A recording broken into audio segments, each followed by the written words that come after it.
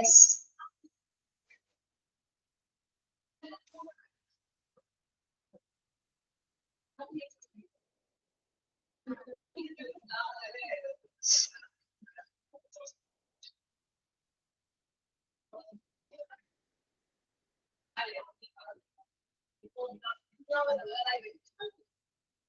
മിസ്സേ ഞാൻ ചെയ്യാം. Okay.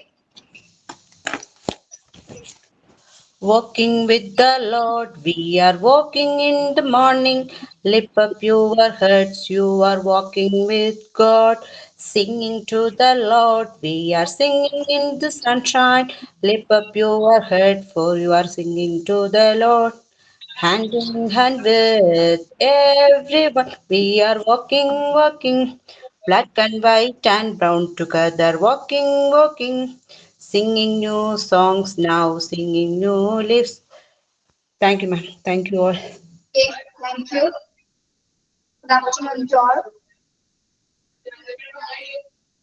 Good afternoon, ma'am. എല്ലാവരും കേറിയിട്ടുണ്ടോ? ഇത്രയും പേരുണ്ടാവുള്ളൂ.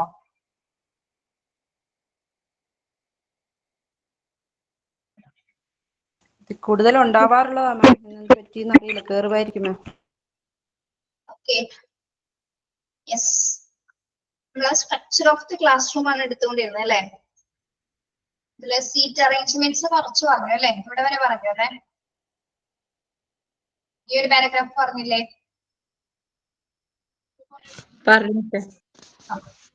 എന്താണ് നിഷാന ചിരിക്കണേ? ചിരിച്ചിട്ടൊന്നുമില്ല മിസ്സേ, അത് ഞാൻ എന്റെ മോളിലുണ്ട് ഇപ്പോ എന്നുള്ളോട് ആക്ഷൻ കാണിച്ചപ്പോ ചിരി വന്നതാ. Okay. Yes.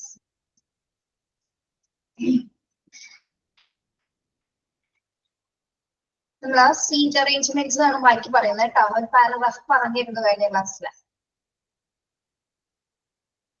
കുട്ടികൾ എവിടെ ഇരുന്ന് പഠിക്കണം എന്നാണ് പറയുന്നത്? മോണ്ടിസോറി ഫ്ലോറിലിരുന്ന് പഠിക്കും.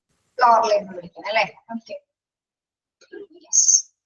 നെക്സ്റ്റ് വരുന്നത് എടുക്കാണ്ടോ teacher class?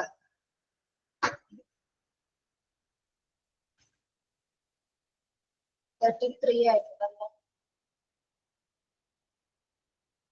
Yes. Then platform benches are used for sitting and quarter benches used for writing purpose. നമ്മുടെ പ്ലാറ്റ്ഫോം ബെഞ്ചസ് കണ്ടിട്ടുണ്ട് ക്ലാസ് മുറിയിൽ അല്ലെ? ചെറിയ ബെഞ്ചസ് ഉള്ള ചെറിയ ബെഞ്ച് KG സെക്ഷനിലുള്ള കുട്ടികളുടെ, അതായത് ഇരിക്കാനുള്ള ബെഞ്ച്. പിന്നെ ചെറിയൊരു ഡെസ്ക് ആയിരിക്കും. ക്വാർട്ടർ ബെഞ്ച് എന്ന് പറയുന്നത് എന്താണ്? ക്വാർട്ടർ ബെഞ്ച് എന്ന് പറയുന്നത് കുറച്ചുകൂടി പൊക്കം ഉണ്ടാവും അല്ലെ? ചെറിയ കുട്ടികൾക്ക് ഇരിക്കാൻ പാകത്തിന് എഴുതാനായിട്ടുള്ള പർപ്പസിന് വേണ്ടിയിട്ടുള്ള ബെഞ്ചസുകൾ ഉണ്ടാവും. ഏതൊക്കെയാണ്? Then platform benches are used for sitting and quarter benches എന്തിനാണ് നമ്മൾ യൂസ് ചെയ്യുന്നത്? റൈറ്റിംഗ് പർപ്പസിനാണ് അല്ലെ? ചെറിയ ക്ലാസ്സിൽ ശ്രദ്ധിച്ചിട്ടുണ്ടെങ്കിൽ അറിയാൻ പറ്റും, ചെറിയ ബെഞ്ച് ആൻഡ് ഡെസ്കുകളായിരിക്കും ഉണ്ടായിരിക്കുന്നത്. അതാണ് അവിടെ പറയുന്നത് കേട്ടോ. In the next class, quarter bench will be used for sitting. ഇനി നെക്സ്റ്റ് ക്ലാസ് എത്തുമ്പോൾ എന്താണ്? ആ ബെഞ്ച് എന്ത് ചെയ്യുന്നു? Quarter bench will be used for sitting. Quarter bench നമ്മൾ ഇരിക്കാനും, പിന്നെന്താണ് ഹാഫ് ബെഞ്ച് എന്ത് ചെയ്യും? will be used for writing അല്ലെ? ക്വാർട്ടർ ബെഞ്ച് ഒരു ക്ലാസ് മാറുന്നതിനനുസരിച്ച് എന്താണ് കുട്ടികൾ വലുതാവുന്നുണ്ട് അല്ലെ? അതിനനുസരിച്ച് ബെഞ്ചസിന്റെ സൈസ് അനുസരിച്ച് മാറ്റുന്നുണ്ട്. അപ്പൊ ക്വാർട്ടർ ബെഞ്ച് നമ്മൾ ഇരിക്കുന്നതിനും ഹാഫ് ബെഞ്ചസിൽ എന്തിനാണ്? റൈറ്റ് എഴുതുന്നതിനായിട്ട് ഉപയോഗിക്കുന്നു. Next to it half the bench will be used for sitting and the full bench for writing. പിന്നീടുള്ള ക്ലാസ് ഒക്കെ എന്താണ്? ഹാഫ് ബെഞ്ച് നമ്മൾ ഇരിക്കുന്നതിനോ, ഫുൾ ബെഞ്ച് എന്താണ്? വലിയ ഡെസ്ക് എന്തിനായിട്ട് ഉപയോഗിക്കുന്നു? റൈറ്റിംഗിനായിട്ട് ഉപയോഗിക്കുന്നു. In the higher classes, full benches and desks or long tables are used. ഇനി higher ക്ലാസ്സുകൾ, വലിയ ക്ലാസ്സുകളിൽ നമ്മൾ ഏത് തരത്തിലുള്ള ഫർണിച്ചേഴ്സ് ആണ് ഉപയോഗിക്കുന്നത്? ഫുൾ ബെഞ്ചസ് അല്ലെ? ഫുൾ ബെഞ്ചസ് ഉപയോഗിക്കുന്നത്. അതുപോലെ തന്നെ ഡെസ്കുകള്, ലോങ് ടേബിൾസ്, വലിയ ടേബിൾസ് ഒക്കെ ആയിരിക്കും ചില ക്ലാസ് റൂമിൽ, ചില സ്കൂളുകളിൽ ഉപയോഗിക്കുന്നത്. Putting individual chairs and a collective long bench to write will provide them identity and at the same time improve the cooperation and among them. അപ്പൊ നമ്മൾ ഈ ബെഞ്ചിങ് അറേഞ്ച്മെന്റ് അല്ലെങ്കിൽ സീറ്റ് അറേഞ്ച്മെന്റ് ചെയ്യുന്നതിന്റെ പ്രധാന ഉദ്ദേശം എന്ന് പറയുന്നത് എന്തിനു വേണ്ടിയിട്ടാണ്? അവർക്ക് നല്ലൊരു കോപ്പറേഷൻ ഉണ്ടാകും. ആ ഒരു കോർപ്പറേഷന് കിട്ടുന്നതിന് വേണ്ടിയിട്ട് അല്ലെ, സെയിം ടൈമിൽ അതുപോലെ തന്നെ സ്വന്തമായിട്ട് ഒരു ഐഡന്റിറ്റി പ്രൊവൈഡ് ചെയ്തത് അതോടൊപ്പം തന്നെ എന്താണ് ഒരു കോർപ്പറേഷൻ പരസ്പരം പല സുഹൃത്തുക്കളായിട്ട് സഹകരിച്ചും ഒരുമിച്ച് ഇരുന്ന് പഠിക്കാനും എഴുതാനുള്ള സിറ്റുവേഷൻ ആണ് ശരിക്കും അവിടെ പ്രൊവൈഡ് ചെയ്യുന്നത് അല്ലെ. ഇനി ചില സ്ഥലങ്ങളിൽ ചില സ്കൂളുകളിൽ എന്താണ് ബെഞ്ചിന് പകരം ചെയർസ് ഉള്ള സ്കൂളുകളുണ്ട് അല്ലെ, ചെയർ വയ്ക്കുന്ന സ്കൂളുകളുണ്ട്, കണ്ടിട്ടുണ്ടോ നിങ്ങൾ? ബെഞ്ചസിന് പകരം ചെയർ ആയിരിക്കും ഉണ്ടായിരിക്കുന്നത്. അപ്പൊ ഇൻഡിവിജ്വലി ഒരു നല്ലൊരു ഐഡന്റിറ്റി തോന്നുന്ന തരത്തിലായിരിക്കും ഓരോ സീറ്റിൽ ഇരിക്കുന്ന സമയത്ത്. ഒരുമിച്ചിരിക്കുന്ന സമയത്ത് അവർ തമ്മിലൊരു കോർപ്പറേഷൻ ആണ് അവിടെ ഡെവലപ്പ് ചെയ്യുന്നത്. Yes, if the normal table either square or round is used for the entire class, the teacher can arrange them to sit in U shape or G shape. എന്താണ് അവിടെ അങ്ങനെ പറയുന്നത്? ഇറ്റ്സ് നോർമൽ ടേബിൾ ആയത് square or round. ഇപ്പൊ നമ്മൾ table കണ്ടിരിക്കുന്നത് മിക്കതും square ഷേപ്പിലാണ് അല്ലെ, സ്ക്വയർ ഷേപ്പിലാണ് ക്ലാസ് ബുക്കിൽ ടേബിൾസ് കണ്ടിട്ടുള്ളത്. അപ്പൊ അല്ലെങ്കിൽ ചിലതിൽ ഇൻകേസ് വളരെ റെയർ ആയിട്ട് മാത്രം നമുക്ക് റൗണ്ട് ടേബിൾ ഒക്കെ കാണാൻ പറ്റും അല്ലെ, വളരെ റെയർ ആയിട്ട് റൗണ്ട് ടേബിൾ കാണുള്ളൂ. Used for the entire class the teacher can arrange them. അപ്പൊ നമ്മൾ ഈ ടേബിൾ ഇടുന്ന പൊസിഷൻ അനുസരിച്ചാണ് കുട്ടികൾ അപ്പുറം ഇപ്പുറം അറേഞ്ച് ചെയ്യുന്നത്. ടേബിൾ ഇപ്പൊ റൗണ്ട് ടേബിൾ ആണ് കുട്ടികൾക്ക് ഏത് ഷേപ്പിൽ ഇരിക്കാൻ പറ്റും? Round table, teacher round table ആണ് ഇരിക്കുന്നത്. കുട്ടികളെ എങ്ങനെ നമുക്ക് അറേഞ്ച് ചെയ്യാൻ പറ്റും? കുട്ടികളെ ടീച്ചറുടെ ചുറ്റുമായിട്ട് അറേഞ്ച് ചുറ്റുമായിട്ടല്ലേ, ഒരു പർട്ടിക്കുലർ ഷേപ്പിൽ നമുക്ക് അതിനെ രൂപപ്പെടുത്താൻ പറ്റും അല്ലെ. അതായത് എല്ലാവരെയും വിസിബിൾ ആവുന്ന തരത്തിൽ നമുക്ക് സെറ്റ് ചെയ്യാൻ പറ്റും. ഓക്കെ, അതേപോലെ തന്നെ ജി ഷേപ്പ് എന്ന് പറയുമ്പോൾ എന്തായിരിക്കും? ജി ഷേപ്പ് എങ്ങനെയായിരിക്കും വരുന്നത്? ജി ഷേപ്പ് ആലോചിച്ചിട്ടുണ്ടോ അതെങ്ങനെയാണ് ജി ഷേപ്പില്? നമ്മള് ചില ക്ലാസ് റൂമുകളില് കറക്റ്റ് ആയിട്ട് ഓർഡറിലായിരിക്കും ഇടുന്നത് അല്ലെ. അതായത് ചില ക്ലാസ് റൂം ഒരേപോലെ തന്നെ പോകും. പക്ഷെ ചില ക്ലാസ് റൂമിൽ കയറുന്ന സമയത്ത് നമ്മള് പല ഷേപ്സ് അവിടെ കാണാറുണ്ട്. അതിൽ പ്രത്യേകമായിട്ട് ജി എന്ന് പറയുമ്പോൾ ചില ബെഞ്ചിൽ കുറച്ചുകൂടി ഷേപ്പ് ജി ഷേപ്പ് കംപ്ലീറ്റ് ആയിട്ട് വരില്ലെങ്കിലും അവിടെ നമ്മളത് പ്രതിനിധീകരിക്കാനായിട്ട് ആ ലെറ്റർ അവിടെ കൊടുത്തു എന്ന് മാത്രം കേട്ടോ. അതായത് കുറച്ച് പോർഷൻ വേറൊരു ഷേപ്പില്, കുറച്ച് പോർഷൻ വേറൊരു ഷേപ്പില്, കുറച്ച് പോർഷൻ. അതായത് ചില കുട്ടികൾ പഠിക്കാത്ത കുട്ടികളെന്ന് പറയുന്നത് ചിലപ്പോൾ അല്ലെങ്കിൽ ഒട്ടും ഭയങ്കര മടിയന്മാരായ അലസരായുള്ള കുട്ടികളെ കുറച്ച് സെന്ററിലേക്ക് കയറ്റിയിരിക്കും, കുറച്ച് പേരെ കുറച്ച് സൈഡിലേക്ക്, കുറച്ച് പേരെ കുറച്ച് സൈഡ് ബെഞ്ച് ഇട്ട് കണ്ടിട്ടില്ലേ നിങ്ങളാ ക്ലാസ് മുറികളില്ല? സൈഡ് ബെഞ്ച് കോർണർ ബെഞ്ചിലൊക്കെ ഇട്ട് ടീച്ചേഴ്സ് പൊസിഷനിങ് ചെയ്യും. അത് എന്തിനു വേണ്ടിയിട്ടാണ്? കുറച്ചും കൂടി അറ്റൻഷൻ കിട്ടുന്ന രീതിയിലാണ് ഈ ഷേപ്സുകൾ അറേഞ്ച് ചെയ്യുന്നത്. ഓക്കെ, അത് ഏത് ഷേപ്പിൽ വേണമെങ്കിലും ഇപ്പൊ യു ജിയു മാത്രമല്ല, ഏത് ഷേപ്പിൽ വേണമെങ്കിലും നമുക്ക് കുട്ടികളുടെ ക്ലാസ് റൂം അറേഞ്ച് ചെയ്യാൻ പറ്റും. ഓക്കെ, യെസ്, അതാണ് അവിടെ പറയുന്നത്. അപ്പൊ ടേബിള് സ്ക്വയറോ റൗണ്ടോ അതിനനുസരിച്ചിട്ടായിരിക്കും അവിടെ ഷേപ്പ് വരുന്നത്. ടീച്ചറിന്റെ ഇഷ്ടാനുസരണം ടീച്ചറിന്റെ ക്ലാസ് ഏത് രീതിയിലും അറേഞ്ച് ചെയ്യാനായിട്ട് സാധിക്കും. ഓക്കെ, യെസ്, നിങ്ങൾക്ക് ഇപ്പൊ റൗണ്ട് ടേബിൾ ആണ് ക്ലാസ് മുറി കിട്ടുന്നതെങ്കിൽ നിങ്ങൾ കുട്ടികളുടെ സീറ്റ് അറേഞ്ച്മെന്റ്സ് നിങ്ങൾ മാറ്റാമെന്ന് ശ്രമിക്കണം കേട്ടോ. വളരെ കൺവിൻസിങ് ആവുന്ന രീതിയിൽ മാറ്റാൻ പറ്റുന്നുണ്ടോ എന്ന് നോക്കാം. ഓക്കെ, യെസ്, മനസ്സിലായോ? സീറ്റ് അറേഞ്ച്മെന്റ്സ് ഏതൊക്കെ ബെഞ്ചസ് ഏതൊക്കെ ക്ലാസ്സിലെ എന്തിന്റെ പർപ്പസിന് വേണ്ടിയാണ് ഉപയോഗിക്കുന്നത്? ഓക്കെ, ഓക്കെ ആണോ? വീണ്ടും പറയണോ? ഇല്ല മാം, ഓക്കെ. Okay, ഇനി for each student 3 into 2 is equal to എന്താണ്? 6 square feet is required. ഓരോ കുട്ടികൾക്ക് എത്ര വെച്ചിട്ടാണ് നമ്മൾ വേണ്ടത് സീറ്റ് അറേഞ്ച്മെന്റ് ചെയ്യുമ്പോൾ? 6 അല്ലെ, 6 സ്ക്വയർ ഫീറ്റിലായിരിക്കും 6 ചതുരശ്ര അടിയിലായിരിക്കും ക്ലാസ് അറേഞ്ച് ചെയ്യുന്നത്. അപ്പാർട്ട് ഫ്രം ദിസ് കാൽക്കുലേഷൻ, അതായത് ഉദ്ദേശിക്കുന്നത് 100 സ്ക്വയർ ഫീറ്റ് ആണ് ക്ലാസ് റൂം ഉദ്ദേശിക്കുന്നത്. അതിന്റെ കോമൺ റിക്വയർമെന്റ് ഫോർ എവറി ക്ലാസ്സിൽ നമ്മൾ ഉപയോഗിക്കുമ്പോൾ എങ്ങനെയാണ്? ടീച്ചേഴ്സ് മൂവ്മെന്റിന് വേണ്ടിയിട്ട് എത്ര സ്പേസ് സ്ക്വയർ ഫീറ്റ് കൊടുക്കേണ്ടി വരും? നമ്മള് ടീച്ചർ മൂവ്മെന്റിന് 40 സ്ക്വയർ ഫീറ്റ് അല്ലെ, 40 ചതുരശ്ര ഫീറ്റ് സ്പേസ് വേണ്ടി വരും. അതുപോലെ സ്റ്റുഡന്റ് മൂവ്മെന്റിനോ സെയിം അല്ലെ, സ്റ്റുഡന്റ് മൂവ്മെന്റിനും 40 സ്ക്വയർ ഫീറ്റ് തന്നെ കൊടുക്കുന്നത്. ഇനി റാക്ക് വെക്കാനുണ്ട്, സ്കൂൾ റാക്ക് ഉണ്ടാവും അല്ലെ, ക്ലാസ് റൂമിൽ റാക്ക് കണ്ടിട്ടില്ലേ നിങ്ങള്? റാക്ക് ഷെൽഫുകള് റാക്ക് കണ്ടിട്ടില്ലേ? കണ്ടിട്ടുണ്ട്. അത് വെക്കാനായിട്ട് എത്ര സ്പേസ് വേണം? 20 സ്ക്വയർ ഫീറ്റ്. അങ്ങനെയാണ് അതിന്റെ ഒരു കാൽക്കുലേഷൻ വരുന്നത്. അതിപ്പോ നമുക്ക് ഈ കാൽക്കുലേഷൻ കറക്റ്റ് ആയിട്ട് പറയാൻ പറ്റില്ല. അത് ഒരു സ്കൂളിന്റെ ക്ലാസ് മുറിയുടെ വലിപ്പം അനുസരിച്ച് മാത്രമേ നമുക്ക് ഈ സ്ക്വയർ ഫീറ്റ് അനുസരിച്ച് തന്നെ തിരിക്കാൻ പറ്റുള്ളൂ. ഏകദേശം ഈ ഒരു കാറ്റഗറിയിലായിരിക്കുള്ളൂ ഇത്ര സ്ക്വയർ ഫീറ്റിലായിരിക്കും ഓരോ പൊസിഷൻസ്, അതായത് ടീച്ചേഴ്സിന് മൂവ് ചെയ്യാനുള്ള സ്പേസ്, സ്റ്റുഡൻസിന് മൂവ് ചെയ്യാനുള്ള സ്പേസ്, റാക്ക് സ്പേസ്. ഓക്കെ, അല്ലെങ്കിൽ ബോർഡിന് സെപ്പറേറ്റഡ് ആയിട്ടൊരു സ്പേസ്. ഇപ്പൊ സ്റ്റാൻഡിംഗ് ബോർഡ്സ് ഒക്കെ വെക്കണമെങ്കിൽ എന്താണ് കുറച്ച് സ്പേസ് ക്ലാസ്സിൽ ആവശ്യമായിട്ട് വരും അല്ലെ, സ്റ്റാൻഡിംഗ് ബോർഡ്സ് ആണെങ്കിൽ. ഈവൻ നമ്മുടെ സ്ക്രീൻ ബോർഡോ അല്ലെങ്കിൽ വാൾ ബോർഡൊക്കെ ആണെങ്കിൽ എന്താണ് അത് അതിന് വേണ്ടിയിട്ട് പ്രത്യേകമായിട്ട് നമുക്കൊരു സ്പേസ് എടുക്കേണ്ടി വരുന്നത്. Okay, yes. അപ്പൊ നമുക്ക് ഏകദേശം ഒരു ധാരണ തരാൻ വേണ്ടിയിട്ടാണ് ഇവിടെ 100 സ്ക്വയർ ഫീറ്റിലാണ് ഒരു കോമൺ ക്ലാസ് വരുന്നതെന്ന് പറയുന്നത് കേട്ടോ. അപ്പൊ ടീച്ചർ മൂവ്മെന്റിന് എത്ര സ്ക്വയർ ഫീറ്റ് ഇവിടെ പറയുന്നു? 40 സ്ക്വയർ ഫീറ്റ്. സ്റ്റുഡന്റ് മൂവ്മെന്റിന് സ്പേസ് 40 സ്ക്വയർ ഫീറ്റ് ആണ്. റാക്ക് സ്പേസ് 20 സ്ക്വയർ ഫീറ്റ് എന്ന രീതിയിലാണ് ഇവിടെ കാൽക്കുലേഷൻസ് വരുന്നത്. ഇനി നമ്മൾ പറഞ്ഞത് സീറ്റ് അറേഞ്ച്മെന്റ്സ് ആണ്, കുട്ടികൾ ഇരിക്കുന്ന തരമാണ് അല്ലെ. ഇനി സിറ്റിംഗ് അറേഞ്ച്മെന്റ്സ്. എങ്ങനെയാ വരുന്നത്? It is one of the dubious matter to teachers since every parent wants their children to sit in the front. അല്ലെ, ടീച്ചർമാരെ സംബന്ധിച്ചിടത്തോളം എന്താണ്,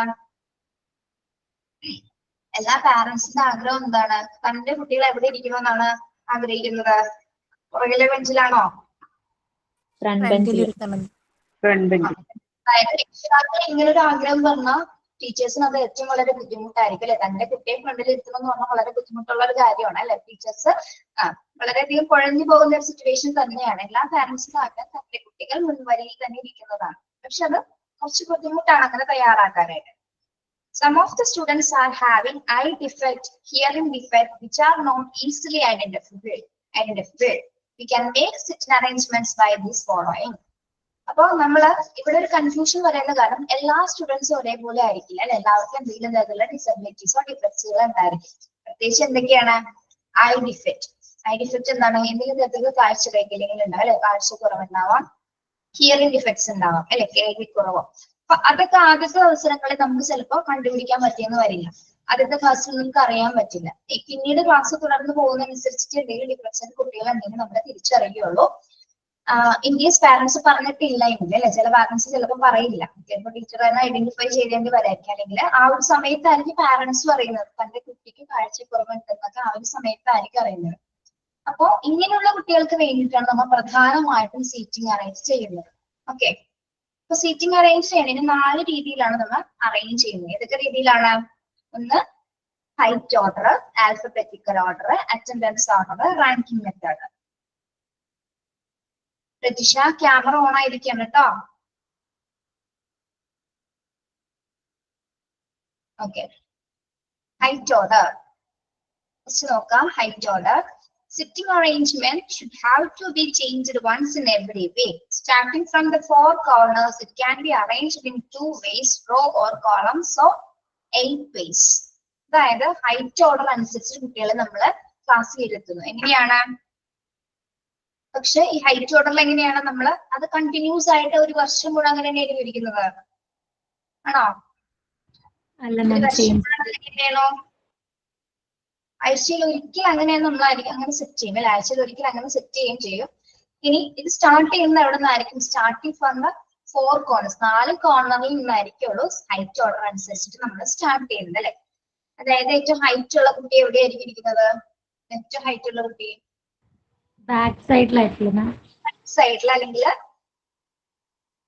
കോർണർ സൈഡിലായിരിക്കും കുഞ്ഞ് വരുന്നത് അല്ലെ. അതായത് ബാക്കിലുള്ള ആൾക്ക് കാണാതിരിക്കാൻ പറ്റില്ല അല്ലെ. ബാക്കിലുള്ള ആള് അല്ലെങ്കിൽ സൈഡിലുള്ള കുട്ടികൾക്കൊക്കെ ഒന്നും കാണാതിരിക്കാനുള്ള ചില ഹൈറ്റ് കൂടുതലുണ്ടെങ്കിൽ നമുക്ക് പുറകിലിരിക്കുന്ന കുട്ടികൾക്ക് കാണാൻ പറ്റില്ല. ഓക്കെ, അപ്പൊ കോർണറിൽ നിന്ന് സ്റ്റാർട്ട് ചെയ്യും.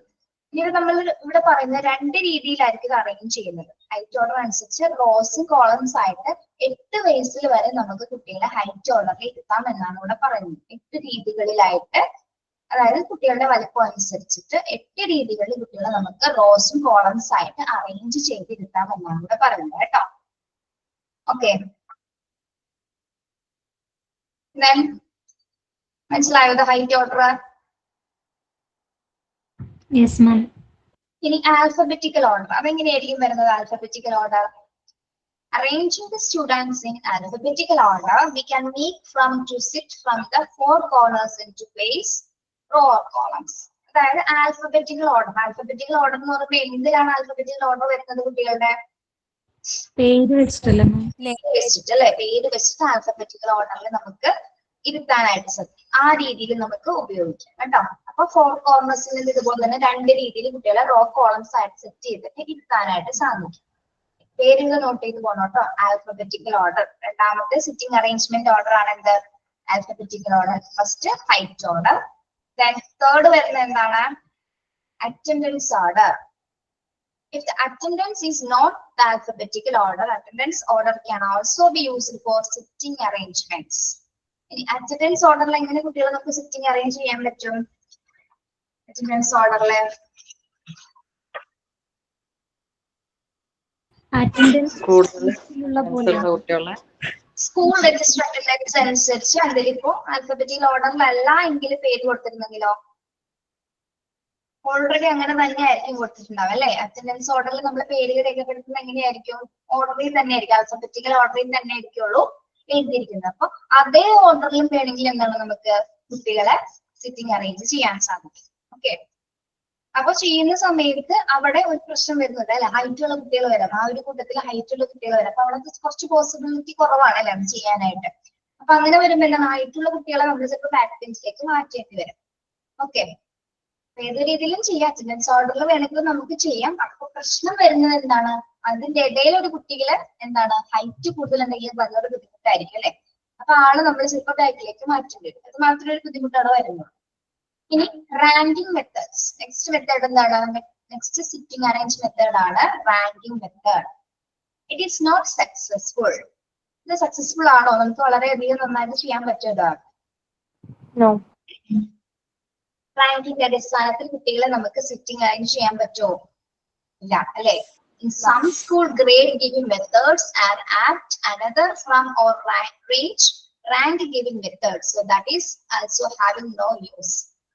ഇത് കുട്ടികളെ ഏത് ചില സ്കൂളുകൾ ഗ്രേഡ് അനുസരിച്ച് എടുക്കുന്നവരുണ്ട് അല്ലെ, ഗ്രേഡ് അനുസരിച്ചിട്ട് എടുക്കുന്നവരുണ്ട്. പക്ഷെ അത് കുട്ടികളെയാണ് ഏറ്റവും കൂടുതൽ ബാധിക്കുന്നത് അല്ലെ. ഇവിടെ പറഞ്ഞിട്ടില്ല കേട്ടോ.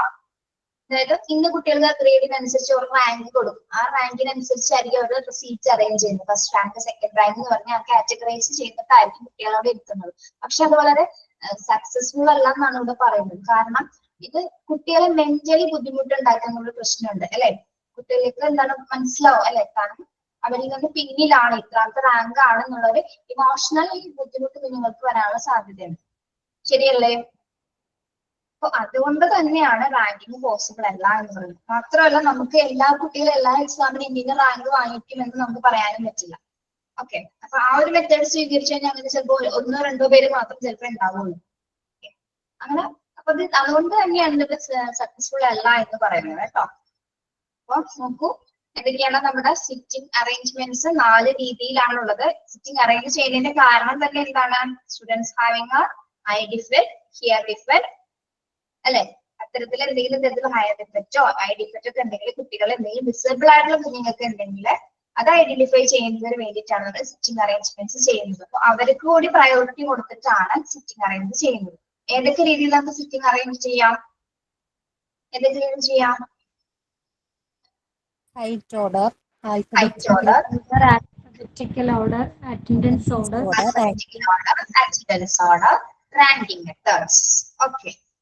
മനസ്സിലായോ? ഇത് 4 മെത്തേഡുകളും മനസ്സിലായി മിസ്സേ. ഓക്കെ. നെക്സ്റ്റ് വരുന്നത് യൂണിഫോം ആണ് കേട്ടോ. Uniform. To bring the uniforms are used. Pinafores and slacks are the uniforms for girls. Half pants and slacks are given for boys. യൂണിഫോംസിന്റെ ഭാഗം ഞാൻ എടുക്കട്ടെ. ഞാൻ എടുക്കാം. മിസ് ഒന്ന് നോക്കി. ഈ പാരഗ്രാഫ് മാത്രം പറയോടോ, അല്ലെങ്കിൽ യൂണിഫോമിന്റെ ഭാഗം ഫുൾ ആയിട്ട് ഞാൻ പറയാം. ഫുള്ളായിട്ട് പെട്ടെന്ന് തീർക്കണം. തീർക്കാൻ പറയുന്നത് വേഗം തീർക്കാം മിസ്സേ. വേഗം തീർക്കും. ഓക്കെ. ഇപ്പൊ നമ്മുടെ നിഷാന ടീച്ചറാണ് നമുക്ക് യൂണിഫോമിനെ കുറിച്ച് ക്ലാസ് എടുക്കുന്നത് കേട്ടോ. Okay, start. Uniforms. To bring the uniform are used. Pinafores and slacks are the uniforms for girls. Half pants and slacks are given for boys. അതായത് പെൺകുട്ടികൾക്ക് എങ്ങനത്തെ യൂണിഫോം എന്തിനാണ് ഉപയോഗിക്കുന്നത് സ്കൂളുകളിൽ? എന്തിനാണ് ഒരു യൂണിഫോം എന്നുള്ളത് വെച്ചാൽ ഐഡന്റിഫിക്കേഷന് വേണ്ടിയിട്ടാണ് അല്ലേ? യൂണിഫോം അതിന് വേണ്ടിയിട്ടാണ്. ഒരു ഐഡന്റിഫിക്കേഷന് വേണ്ടിയിട്ടാണ് എല്ലാ സ്കൂളുകളിലും യൂണിഫോം നിർബന്ധമാക്കിയിട്ടുള്ളത്. അപ്പൊ 2 തരത്തിലുള്ള യൂണിഫോമുകളാണ് ഇവിടെ പറയുന്നത്. അത് പിനോഫോം ആൻഡ് സ്ലാക്സ്. പെൺകുട്ടികൾക്കുള്ള യൂണിഫോം, ഗേൾസിന് വേണ്ടിയിട്ട് പിനോഫോംസ് ആൻഡ് സ്ലാക്സ്. എന്താ ഈ പിനോഫോം എന്ന് പറഞ്ഞാലില്ലേ, പെറ്റിക്കോട്ട് ടൈപ്പ്. കുട്ടികൾ സ്കൂളിൽ പോകാൻ പറ്റിയിട്ടില്ല, ചെറിയ കുട്ടികൾക്കൊക്കെ പെറ്റിക്കോട്ട് ടൈപ്പിൽ ഉള്ളിൽ ഒരു ഷർട്ടും മേലെ ഷിമ്മി പോലെ വരില്ലേ, അതാണ് പിനോഫോംസ്. എല്ലാവരും നോട്ട് ചെയ്തോളിട്ട്. അത് എന്താ, ഗേൾസിന് പിനോഫോംസ് ആൻഡ് സ്ലാക്സ് ആണ് യൂണിഫോം ആയിട്ട് ഉപയോഗിക്കുന്നത്. അതുപോലെ ബോയ്സിന് ആണെങ്കിലോ പാന്റും അതുപോലെ സ്ലാക്സും. സ്ലാക്സ് എന്ന് പറഞ്ഞാല് ഷർട്ടും പാന്റും അതിന്റെ മേലെ ഒരു കോട്ട് പോലെ വരില്ലേ, അതാണ് ഈ സ്ലാക്സ്. അപ്പൊ ഗേൾസിന് ഉപയോഗിക്കുന്നത് വലിയ പാൻസ് ആണ് അല്ലെ, ലൂസ് ബോട്ടംസ് ആണ് അല്ലെ സ്ലാക്സ്. അതെ, വലിയ പാൻസ് ആണ്. അതുപോലെ അതിന്റെ മേലെ ഒരു കോട്ടും വരും, ചില സ്കൂളുകളിലൊക്കെ കോട്ടും വരും. ഇതാണ് ഈ സ്ലാക്സ്. സ്ലാക്സ് പെൺകുട്ടികൾക്കും ആൺകുട്ടികൾക്കും പൊതുവായിട്ട് കാണുന്നതാണ്. പിന്നെ പെൺകുട്ടികളാണ് പിനോഫോംസ് ഉപയോഗിക്കുന്നത്. പിന്നെ ആൺകുട്ടികൾ ഹാഫ് പാൻറ്റും അതുപോലെ സ്ലാക്സ് ആണ് ഉപയോഗിക്കുന്നത്.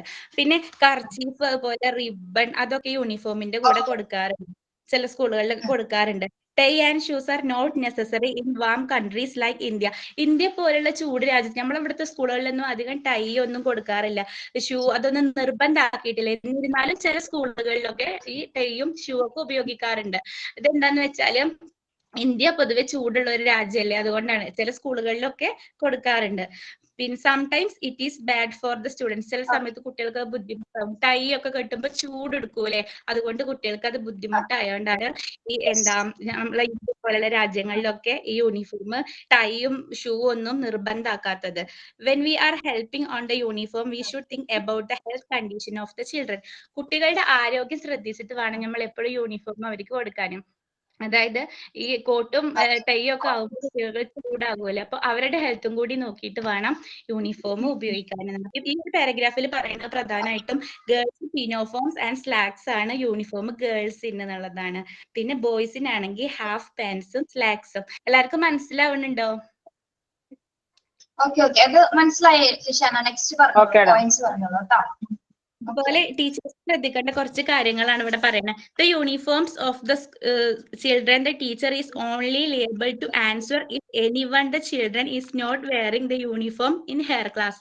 അതായത് ആരാണ് യൂണിഫോമിന്റെ കാര്യമൊക്കെ ശ്രദ്ധിക്കേണ്ടത് എന്നാണ്.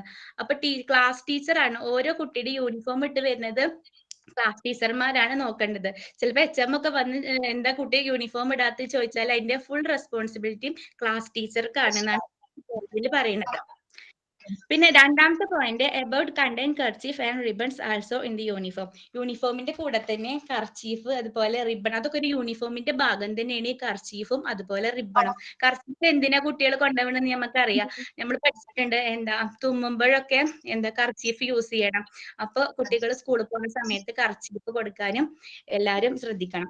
പിന്നെ മൂന്നാമത്തെ point about taking care of the belongings of the children like tiffin box, chappals, bag, water can, pencil box, slate.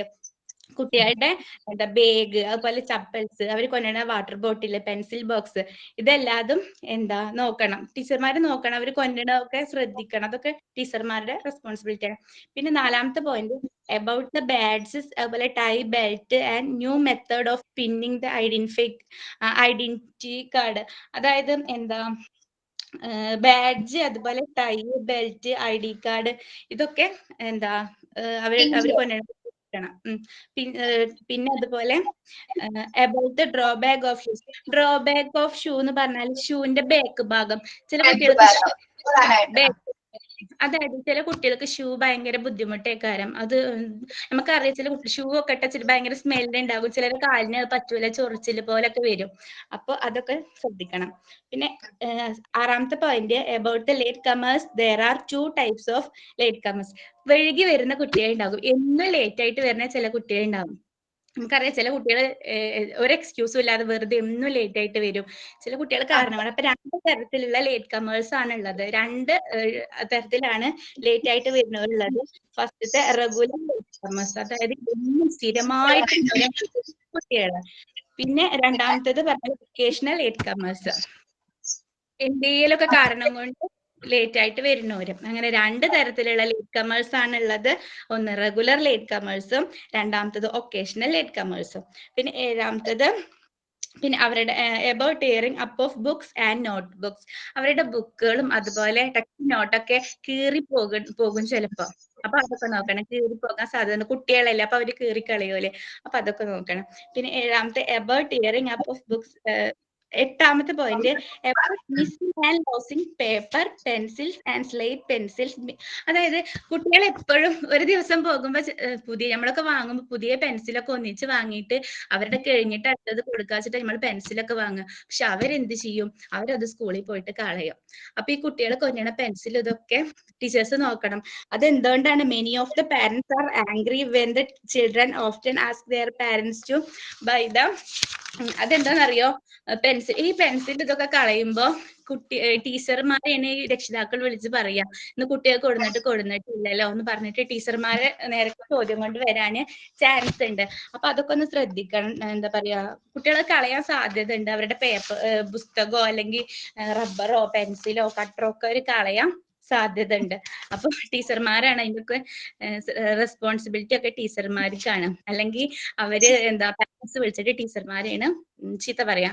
About getting the leave letter from the children, കുട്ടികളെ കയ്യിൽ നിന്ന് ലീവ് ലെറ്റർ ഒക്കെ വാങ്ങാൻ ശ്രദ്ധിക്കണം, വാങ്ങണം.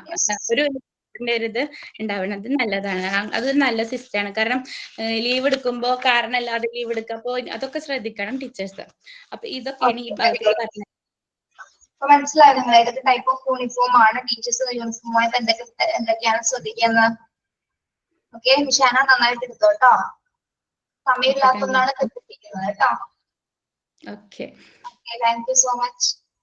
ഇനി നമുക്ക് നെക്സ്റ്റ് വരുന്നത് Japanese type of special class room, അല്ലെങ്കിൽ ഹീറോയിൻ മേക്കിംഗ് ക്ലാസ്. അതായത് ഒരു വ്യത്യസ്തമായിട്ടുള്ള രീതിയിലുള്ള ഒരു ക്ലാസ് ആണ്. ഇതിന്റെ പ്രത്യേകത എന്ന് പറഞ്ഞാൽ എന്താണ്?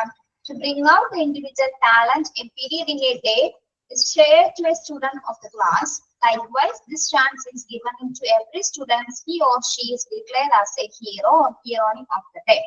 എന്താണ് ജപ്പാനീസ് ടൈപ്പ് ഓഫ് ക്ലാസ് റൂമിന്റെ പ്രത്യേകത? അതായത് വ്യക്തിഗത പ്രതിഭകളെ പുറത്തു കൊണ്ടുവരാൻ വേണ്ടിയിട്ടാണ് അത്തരത്തിലൊരു പീരീഡ് നമ്മൾ കണ്ടക്ട് ചെയ്യുന്നത്. അതായത് ഇൻഡിവിജ്വൽ ടാലൻസുകൾ ഡെവലപ്പ് ചെയ്യുന്നതിന് വേണ്ടി. അപ്പൊ ഒരു ദിവസത്തിലെ ഒരു ക്ലാസ് അല്ലെ, ഒരു ദിവസത്തിലെ ഒരു പീരീഡ് എന്ന് പറയുന്നത് അവർക്ക് വേണ്ടിയിട്ടാണ് നമ്മൾ ഷെയർ ചെയ്യുന്നത്. ഓക്കെ, അപ്പൊ ഓരോ പെർഫോമൻസ് അല്ലെങ്കിൽ ഓരോ എബിലിറ്റീസ് അവർക്ക് കാഴ്ചവെക്കാനുള്ള ഒരു അവസരമാണ് ശരിക്കും എന്ത് Japanese type of special class എന്ന് പറയുന്നത്. ഇപ്പൊ ഇത് ഏത് തരം കുട്ടികളെ കേന്ദ്രീകരിച്ചിട്ടാണ് ഇത് തയ്യാറാക്കപ്പെടുന്നത്? എന്ത് ടൈപ്പ് ഓഫ് കുട്ടികളായിരിക്കും ഇത്? Japanese type of special class റൂമിൽ വരുന്ന കുട്ടികൾ ഏത് ടൈപ്പ് എബിലിറ്റിയുള്ള കുട്ടികളായിരിക്കാം? സ്പെഷ്യലി ഏബിൾഡ് ആണ് ടീച്ചർ. സ്പെഷ്യൽ നീഡ് എഡ്യൂക്കേഷൻ വേണ്ട കുട്ടികളാണ് അല്ലെ? സ്പെഷ്യൽ നീഡ് എഡ്യൂക്കേഷൻ വേണ്ട കുട്ടികൾക്കാണ് നമ്മൾ ഇത്തരത്തിലുള്ള ആക്ടിവിറ്റീസ് അല്ലെങ്കിൽ ഇത്തരത്തിലുള്ള ക്ലാസ് അറേഞ്ച് ചെയ്യുന്നത്. സ്പെഷ്യൽ നീഡ് എന്ന് പറയുമ്പോൾ എന്തൊക്കെയായിരിക്കും? ഡിസബിലിറ്റീസ് ഉള്ള കുട്ടികൾ അല്ലെ? ഡിസബിലിറ്റീസ്, എന്തെങ്കിലും വൈകല്യങ്ങളുള്ള കുട്ടികൾ. അതേപോലെ തന്നെ എന്താണ് ഫിസിക്കൽ ഓർ മെന്റൽ ഡിസബിലിറ്റീസ് എന്ന് പറയുമ്പോൾ 2-3 രീതിയിൽ വരാം. ഫിസിക്കലി വരാം, മെന്റലി വരാം അല്ലെ? ഫിസിക്കലി മെന്റലി ഡിസബിലിറ്റീസ്, വൈകല്യങ്ങളുള്ള കുട്ടികൾക്ക് വേണ്ടിയിട്ടാണ് നമ്മൾ ഈ ജപ്പാനീസ് ടൈപ്പ് ഓഫ് സ്പെഷ്യൽ ക്ലാസ്സുകൾ പ്രൊവൈഡ് ചെയ്യുന്നത്. അപ്പൊ ഇതിന്റെ ലക്ഷ്യം എന്ന് പറഞ്ഞാൽ എന്താണ്? ഇതിന്റെ എയിം എന്താണ്? ലക്ഷ്യം എന്തായിരിക്കാം? അവരിലെ ടാലൻസ് എല്ലാം പുറത്തു കൊണ്ടുവരാൻ വേണ്ടി, അവരുടെ ടാലന്റ് റിയലൈസ് ചെയ്യുന്നതിന് വേണ്ടി, അതോടൊപ്പം തന്നെ എന്താണ് സെൽഫ് റിയലൈസ്, അവർക്ക് സ്വയം പര്യാപ്തം നേടുന്നതിനും, അതോടൊപ്പം എന്താണ് സോഷ്യൽ പാർട്ടിസിപ്പേഷൻ, സമൂഹത്തിൽ ഒരു പാർട്ടിസിപ്പേഷൻ കൊടുക്കുന്നതിനും വേണ്ടിയിട്ടാണ് ഇത്തരത്തിൽ കുട്ടികളെ പ്രത്യേകിച്ച് ഡിസേബിൾ ആയിട്ടുള്ള കുട്ടികൾക്ക് വേണ്ടിയിട്ട് ഒരു ദിവസത്തിലെ ഒരു പീരീഡ് കൊടുക്കുന്നത് കേട്ടോ. ഇൻഡിവിജ്വലി അവർക്ക് ടാലന്റ് ഇൻക്രീസ് ചെയ്യുന്നതിന് വേണ്ടിയിട്ടാണ് ഇത്തരത്തിലുള്ള അവസരം കുട്ടികൾക്ക് കൊടുക്കുന്നത്. ഓക്കെ, പ്രത്യേകിച്ച് എങ്ങനെയുള്ള കുട്ടികൾക്ക് വേണ്ടിയിട്ടാണ്? സ്പെഷ്യൽ നീഡ് എഡ്യൂക്കേഷൻ ആണ് ശരിക്കും ഇത് അല്ലെ? സ്പെഷ്യൽ ഇമ്പോർട്ടന്റ് ആയിട്ട് കൊടുക്കുന്നത് എന്തെങ്കിലും തരത്തിലുള്ള ഡിസബിലിറ്റീസ്, മെന്റലോ ഫിസിക്കലോ ഡിസബിലിറ്റീസ് ഉള്ള കുട്ടികൾക്ക് വേണ്ടിയിട്ടുള്ള ഒരു സ്പെഷ്യൽ ക്ലാസ് റൂം ആണ്. ഇതിന്റെ ലക്ഷ്യം എന്ന് പറയുന്നത് അവരുടെ self Reliance and social participation എന്നിവ ഉയർത്തുന്നതിന് വേണ്ടിയിട്ടാണ് ഇത്തരത്തിലുള്ള ക്ലാസ് പ്രൊവൈഡ് ചെയ്യുന്നത്. ഓക്കെ, മനസ്സിലായോ? മനസ്സിലായില്ല. യെസ്. നമ്മൾ നെക്സ്റ്റ് അപ്പൊ ഈ ചാപ്റ്റർ കഴിഞ്ഞു കേട്ടോ. 6th ചാപ്റ്റർ കഴിഞ്ഞു. യൂണിറ്റ് 7 എടുക്കാണ് കേട്ടോ. Unit 7 program for developing values of various kinds. Dr. M.T. Ramji in his book Value Oriented School Education has suggested a number of measures of the inclusion of values. A number of school programs should be organized regularly so that they may be effective for the betterment of value among the pupils. Desirable attitudes and skills are to be developed through correct curricular and co-curricular activities. Some of the important programs. Okay. അപ്പൊ നമ്മളിവിടെ പഠിക്കാൻ പോകുന്നത് നമ്മുടെ സമൂഹത്തിലുള്ള അല്ലെങ്കിൽ നമ്മുടെ രാജ്യത്തുള്ള നമ്മുടെ കുറച്ച് വാല്യൂസ് ആൻഡ് മെഷേഴ്സ് ആണ്. വാല്യൂസ് എന്ന് പറയുന്നത് എന്താണ്? മൂല്യങ്ങളെ ഉയർത്തിക്കൊണ്ടുവരാനായിട്ട് നമ്മൾ എന്തെല്ലാം പ്രോഗ്രാംസുകളാണ് ഒരു സ്കൂൾ അല്ലെങ്കിൽ ഒരു കമ്മ്യൂണിറ്റിയിൽ നമ്മൾ ചെയ്യേണ്ടത് എന്നതിനെ കുറിച്ചിട്ടുള്ള ഒരു ചാപ്റ്റർ ആണ് ഈ ഭാഗത്ത് വരുന്നത്. അത് ഡോക്ടർ എം ടി രാംജി അദ്ദേഹത്തിന്റെ പുസ്തകത്തിൽ അദ്ദേഹം പറയുന്നത് എന്താണ്? അദ്ദേഹത്തിന്റെ പുസ്തകത്തിന്റെ പേരാണ് എന്ത്? Value oriented school education. Doctor M T Ramji അദ്ദേഹത്തിന്റെ പുസ്തകത്തിന്റെ പേരെന്താണ്? Value oriented school education. എന്താണ് വാല്യൂ ഓറിയന്റഡ് സ്കൂൾ എഡ്യൂക്കേഷൻ എന്ന് പറഞ്ഞാൽ? Value oriented school education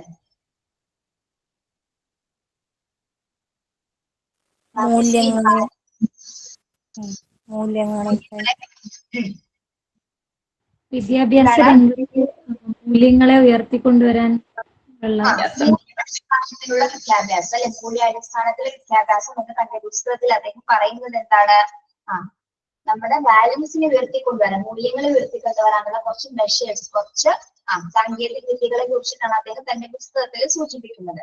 A number of school programs should be organized regularly so that may be effective for the betterment of values among the pupils. നമ്മള് ഒരുപാട് പ്രോഗ്രാംസുകൾ പ്രത്യേകിച്ച് നമ്മുടെ മൂല്യത്തിന് importance കൊടുത്ത് നടത്തുന്ന പ്രോഗ്രാംസുകൾ എന്തിനു വേണ്ടിയിട്ടാണ് നടത്തുന്നത്? റെഗുലർലി അറ്റൻഡ് ചെയ്യണം അല്ലെ, റെഗുലർലി നടത്തണം. ഓരോ പ്രോഗ്രാംസ് എപ്പോഴാണ് റെഗുലർലി നമ്മൾ കൊടുക്കുകയാണെങ്കിൽ അത് ഓരോ പീപ്പിൾസിനും, ഓരോ ജനങ്ങൾക്കിടയിൽ എന്താണ് വാല്യൂസ് എഫക്റ്റീവ് ആയിട്ട് യൂസ് ചെയ്യാൻ, ഓരോ മൂല്യങ്ങൾ ഉയർത്തിക്കൊണ്ടുവരാനും നമുക്ക് സാധിക്കുന്നത്. Okay, desirable attitude and skills are to be developed through correct co-curricular and curricular activities. എന്താണ്? അതായത് വിദ്യാർത്ഥികൾക്കിടയിൽ നമ്മൾ മൂല്യങ്ങൾ മെച്ചപ്പെടുത്തണമെങ്കിൽ അവർക്ക് എന്ത് കൊടുക്കണം എന്നാണ് പറയുന്നത്? ഡിഫറെന്റ് ലെവൽ അവരുടെ സ്കിൽസും ആറ്റിറ്റ്യൂഡ് ഒക്കെ ഡെവലപ്പ് ചെയ്യുന്നതിനുള്ള ആക്ടിവിറ്റീസ് അല്ലെ, നല്ല പഠന പ്രവർത്തനങ്ങൾ, നല്ല പാഠ്യ പദ്ധതികൾ ഒരുക്കിയാൽ മാത്രമേ കുട്ടികളിലെ എന്ത് ഡെവലപ്പ് ചെയ്യുള്ളൂ? അവരുടെ സ്കിൽസ് ഡെവലപ്പ് ചെയ്യുള്ളൂ. അതുപോലെ തന്നെ അവരുടെ ആറ്റിറ്റ്യൂഡ്സും സ്കിൽസും ഡെവലപ്പ് ചെയ്യണമെങ്കിൽ നമ്മൾ എന്ത് കൊടുക്കണം? നല്ല രീതിയിലുള്ള curricular and co curricular activities, അതായത് പാഠ്യ പദ്ധതിയിൽ വ്യത്യസ്തമായിട്ടുള്ള പാഠ്യപദ്ധതി ഒരുക്കി കൊണ്ടുവേണം. അതായത് പ്രോഗ്രാംസുകൾ ഉൾപ്പെടുത്തിക്കൊണ്ട് അല്ലെ, മൂല്യങ്ങളെ ഉയർത്തിക്കൊണ്ടുവരാനുള്ള പ്രോഗ്രാംസുകൾ ഉൾപ്പെടുത്തിക്കൊണ്ടുള്ള കാര്യങ്ങളാണ് നമ്മൾ കുട്ടികൾക്ക് വേണ്ടി ചെയ്യുന്നത്. Some of the important programs that could be undertaken in schools for the purpose are listed below. അപ്പൊ നമ്മൾ സ്കൂളിൽ എന്തൊക്കെ പ്രോഗ്രാംസ് ആണ് വാല്യൂസ് ഉയർത്തിക്കൊണ്ടുവരാനായിട്ട് ചെയ്യേണ്ടത് എന്നാണ് പറയുന്നത്. ഇവിടെ വരെ പറഞ്ഞ കാര്യങ്ങൾ മനസ്സിലായോ? അപ്പൊ ഫസ്റ്റ് വരുന്നത് എന്താണ്? Community prayer. കമ്മ്യൂണിറ്റി പ്രയർ എന്താണ്? Community prayer Community prayer may be organized with care, enthusiasm and passionate zeal. Community prayer എന്താണ്? കമ്മ്യൂണിറ്റി പ്രയർ അതായത് ഒരുമിച്ച് നമ്മളൊരു പ്രയർ പാടുന്ന സമയത്ത് കൂട്ടുകാരെന്ന് പറയുന്നില്ല, ഫ്രണ്ട്സ് തമ്മിൽ എന്താണ് വളരെ എൻത്യൂസിയാസം എന്ന് വെച്ചാൽ എന്താ? ഉത്സാഹം, നല്ല ഉത്സാഹത്തോടെ, പാഷനേറ്റ് വികാരഭരിതമായിട്ട്, സീൽ എന്താണ്? തീക്ഷ്ണമായിട്ട്. നമുക്ക് പ്രയർ ചൊല്ലുന്ന സമയത്ത് നമുക്ക് പറയാൻ പറ്റാത്ത ഒരു ഫീൽ അല്ലേ എല്ലാവർക്കും തോന്നുന്നത്. അധ്യാപകർക്കടക്കം പ്രയർ കേൾക്കുകയോ ചൊല്ലുകയോ സമയത്ത് നമ്മൾ വളരെ ആ രാജ്യത്തിനോടുള്ള ഒരു ബഹുമാനം അല്ലെങ്കിൽ ആ വാല്യൂസ് മനസ്സിലാക്കിക്കൊണ്ടാണ് നമ്മൾ ആ പ്രയർ പാടുന്നത്. ഓക്കെ, ശ്രദ്ധിച്ചിട്ടുണ്ടോ നിങ്ങള്? അല്ലേ? Hello. Yes. Inspiring prayer song may be recitated in chorus. A universal prayer for world peace may be recitated. Community prayers and passages selected from ancient religious book may be sung by the common group.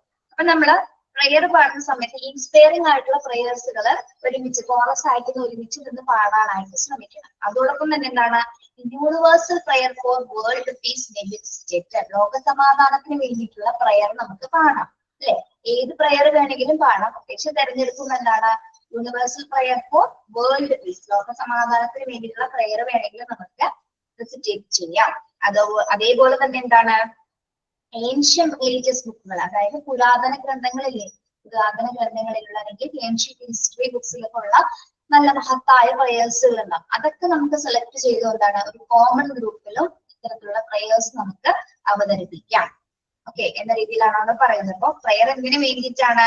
ശരിക്കും പറഞ്ഞാൽ മൂല്യത്തിന്റെ ആ ഓരോ പ്രയറിന്റെ വരികളിൽ എന്തുണ്ടായിരിക്കും, ഓരോ വാക്കുകളുടെ അർത്ഥം ആ മൂല്യവത്തായ വാക്കുകളായിരിക്കും അല്ലെ. എന്താണ് രാജ്യം അല്ലെങ്കിൽ രാജ്യത്തിന്റെ ഇമ്പോർട്ടൻസ് എന്താണ് ഒരു പൗരൻ എന്നതുമായി ബന്ധപ്പെട്ടുള്ള കാര്യങ്ങളൊക്കെ ആയിരിക്കും ഓരോ വരികളിലും സൂചിപ്പിക്കുന്നത്.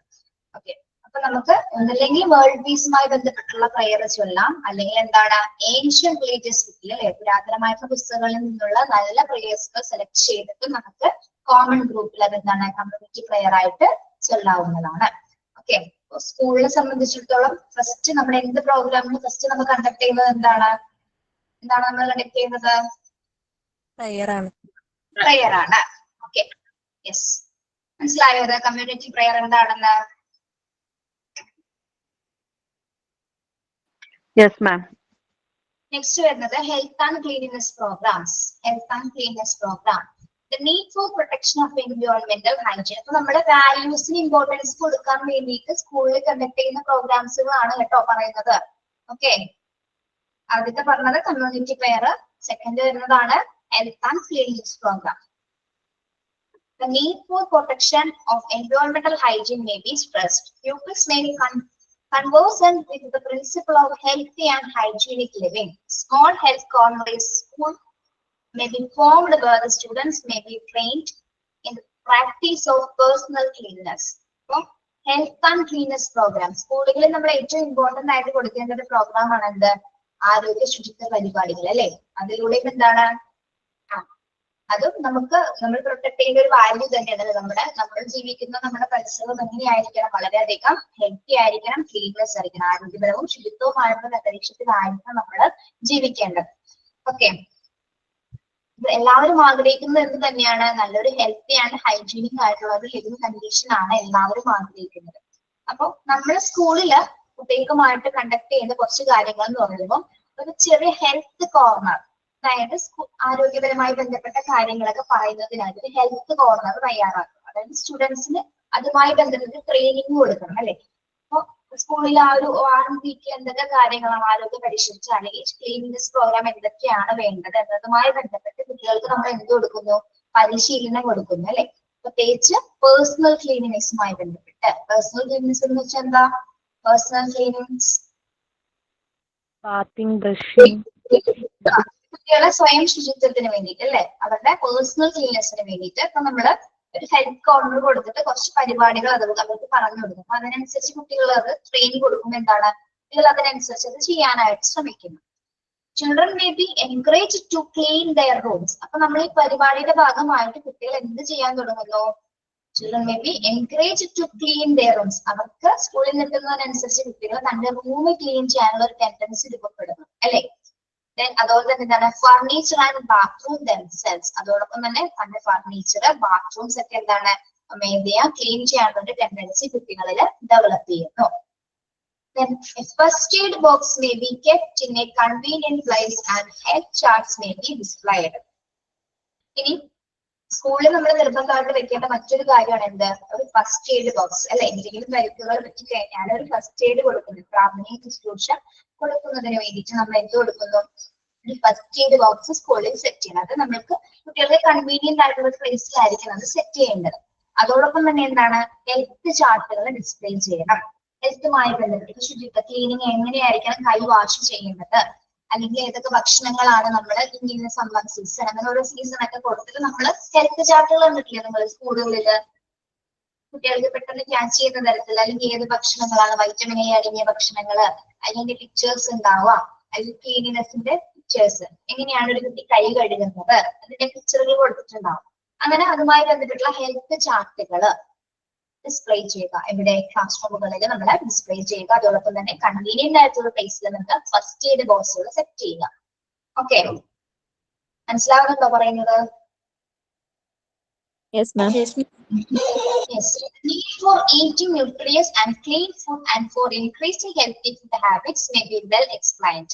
ഇനി അതോടൊപ്പം തന്നെ കുട്ടികളോട് നമ്മൾ ന്യൂട്രിയസ് ആയിട്ടുള്ള ഫുഡുകൾ കഴിക്കണതിനെ കുറിച്ച് പറയണം എന്തൊക്കെ ഹെൽത്തി ഫുഡ്സ് ആണ് എന്തൊക്കെ ഹെൽത്തി ഫുഡ്സിന്റെ ഹാബിറ്റ്സ് ആണ് വർദ്ധിക്കേണ്ടത് അല്ലെ ഏതൊക്കെ തരത്തില് ഭക്ഷണക്രമങ്ങൾ സ്വീകരിക്കണം ഏതൊക്കെ ഹെൽത്തി ഫുഡ്സുകൾ കുട്ടികൾ പ്രൊവൈഡ് ചെയ്യണം ന്യൂട്രിയസ് ആയിട്ടുള്ള ഏതൊക്കെ ഐറ്റംസ് ആണ് എന്നതിനെ കുറിച്ചിട്ട് എന്താണ് നമ്മൾ കുട്ടികൾക്ക് കൃത്യമായ രീതിയിലൊരു അവബോധന അവയർനെസ് കൊടുക്കേണ്ടതുണ്ട് ആരാണ് ഇതൊക്കെ ചെയ്യേണ്ടത് ക്ലാസ് മുറിയിൽ അധ്യാപകരാണ് ഇതിന്റെ ഉത്തരവാദിത്തം കൈകാര്യം ചെയ്യേണ്ടത് ഒന്ന് പേഴ്സണൽ ക്ലീനിങ്ങുമായി ബന്ധപ്പെട്ട് എന്താണ് കുട്ടികൾക്ക് ഒരു സ്കൂൾ കോർണർ ഹെൽത്ത് കോർണർ സംഘടിപ്പിക്കുക അതിന് വേണ്ടിയുള്ള പ്രാക്ടീസ് കൊടുക്കുക ഒരു ഫസ്റ്റ് എയ്ഡ് ബോക്സ് കൊടുക്കുക അതോടൊപ്പം തന്നെ എന്താണ് കുട്ടികൾക്ക് സമയത്ത് അത് ക്ലീൻ ചെയ്യാൻ ഒരു ടെൻഡൻസി ഡെവലപ്പ് ചെയ്യും പിന്നെ ഹെൽത്തുമായി ബന്ധപ്പെട്ടുള്ള ഹെൽത്ത് ചാർട്ടുകൾ ഡിസ്പ്ലേ ചെയ്യുക ന്യൂട്രിയസ് ഫുഡ്സിനെ കുറിച്ചും ഏതൊക്കെ ഹെൽത്തി ഹാബിറ്റ്സ് എങ്ങനെയാണ് നല്ല ഫുഡ്സുകൾ കഴിക്കേണ്ടത് അതൊക്കെ അതുമായി ബന്ധപ്പെട്ടുള്ള കാര്യങ്ങൾ അധ്യാപകരെ ക്ലാസ്സിൽ കുട്ടികൾക്ക് പറഞ്ഞു കൊടുക്കുക ഇതാണ് ഹെൽത്ത് ആൻഡ് ക്ലീൻനെസ് പ്രോഗ്രാംസിൽ ഉൾപ്പെടുത്തുന്നത് മാത്രമല്ല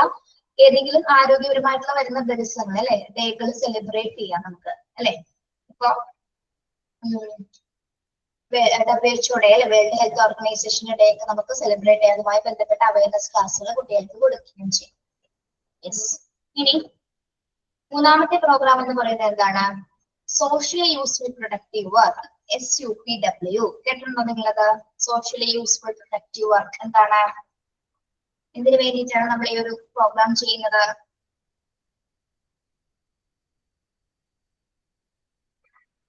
In the course of teaching subject like social studies, SUPW is an integral part of the new school curriculum. SUPW എന്ന് പറയുന്നത് എന്താണ് അതിന്റെ പേര് ഫുൾ നെയിം പഠിച്ചു വെക്കണം കേട്ടോ SUPW എന്ന് പറയുന്നത് എന്താണ് socially usefully productive work SUPW എന്താണ് integral part of new school curriculum നമ്മുടെ പുതിയ പാഠ്യപദ്ധതിയുടെ ഒരു ഇന്റഗ്രൽ ആയിട്ടുള്ള അല്ലെങ്കിൽ ഇന്റഗ്രൽ എന്ന് പറഞ്ഞാൽ എന്താ ഇന്റഗ്രൽ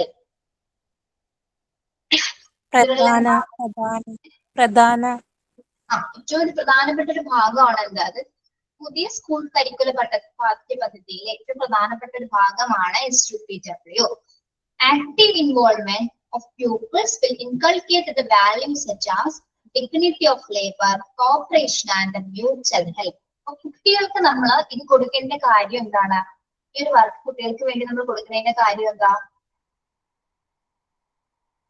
കുട്ടികൾ ഇതിൽ നിന്ന് കുറെ കാര്യങ്ങൾ പഠിച്ചിട്ടുണ്ട് അതായത് ഡിഗ്നിറ്റി ഓഫ് ലേബർ എന്താണ് അധ്വാനത്തിന്റെ മഹത്വം അല്ലെ അധ്വാനത്തിന്റെ മഹത്വം cooperation and mutual help what is cooperation and mutual help cooperation and mutual help എന്താണ് പരസ്പരം പരസ്പരം എങ്ങനെ സഹായിക്കാം അല്ലെ സജീവ പങ്കാളിത്തം അതായത് സഹകരണം പരസ്പര സഹായം അധ്വാനത്തിന്റെ മഹത്വം തുടങ്ങിയ മൂല്യങ്ങൾ കുട്ടികളിൽ ഇത്തരം വർക്ക് ചെയ്യുന്നതിലൂടെ എന്താണ് സാധ്യമാകുന്നു പ്രധാനമായും എന്താണ് SUPW എന്ന് പറയുന്നത് ഡെവലപ്പ് ലൈഫ് സ്കിൽ കുട്ടികളിലെ ലൈഫ് സ്കില്ല് ഡെവലപ്പ് ചെയ്യുന്നതിനെ സഹായിക്കുന്നു കുട്ടികളിലെ ലൈഫ് സ്കിൽ ഡെവലപ്പ് ചെയ്യുന്നതിന് സഹായിക്കുന്നു അതോടൊപ്പം തന്നെ എന്താണ് to understand the political, social and economic needs of the society കുട്ടികൾ മനസ്സിലാക്കിയാണ് സമൂഹത്തിൽ എന്തൊക്കെ ആവശ്യകതകളുണ്ട് അതായത് to understand the political, social, cultural and economic needs of society നമുക്ക് എന്തൊക്കെ ആവശ്യകതകൾ ഉണ്ടെന്ന് ഈ വർക്കിലൂടെ കുട്ടികൾക്ക് മനസ്സിലാക്കാൻ സാധിക്കുന്നു ഇനി പ്രധാനമായും എന്താണ് ഇതിന്റെ പ്രധാന എയിം എന്ന് പറയുന്നത് പർപ്പസ് ഇതിന്റെ പർപ്പസ് എന്ന് പറയുന്നതിന് വേണ്ടിയിട്ടാണ് SUPW എന്ന വർക്ക് നമ്മൾ ചെയ്യുന്നതിന് വേണ്ടിയിട്ടാണ് ഇതിനു വേണ്ടിയിട്ടാണ് Yes, helps the student understand the needs of society. സൊസൈറ്റിക്ക് എന്തൊക്കെ തരം ആവശ്യകതകളുണ്ട്, ഏതൊക്കെ സൊസൈറ്റിയിൽ നമുക്ക് ചെയ്യേണ്ടി വരുന്നു, ഏതൊക്കെ മൂല്യങ്ങളെ നമ്മൾ സപ്പോർട്ട് ചെയ്യണം, ഏതൊക്കെ ഉയർത്തിക്കൊണ്ടുവരണം എന്നതൊക്കെ തിരിച്ചറിയുന്നതിന് വേണ്ടിയിട്ടാണ് കുട്ടികൾ എന്ത് ചെയ്യുന്നത്, സാമൂഹ്യമായി ഉപയോഗപ്രദമായ ഉൽപാദനത്തിന്റെ പ്രവർത്തനം അഥവാ SUPW എന്ന വർക്കിൽ കുട്ടികളെ ഏർപ്പെടുത്തുന്നത്. Helps student understand the needs of society and develop different values. സൊസൈറ്റിയിൽ എന്തൊക്കെ ആവശ്യകതകളുണ്ട്, അതോടൊപ്പം തന്നെ എന്താണ് എന്തൊക്കെ വാല്യൂസ് കുട്ടികളെ ഇംപ്രൂവ് ചെയ്യണം എന്നതൊക്കെ പഠിക്കുന്നതാണ് എന്താ സോഷ്യൽ യൂസ്ഫുൾ പ്രൊഡക്റ്റീവ് വർക്ക് എന്ന് പറയുന്നത്.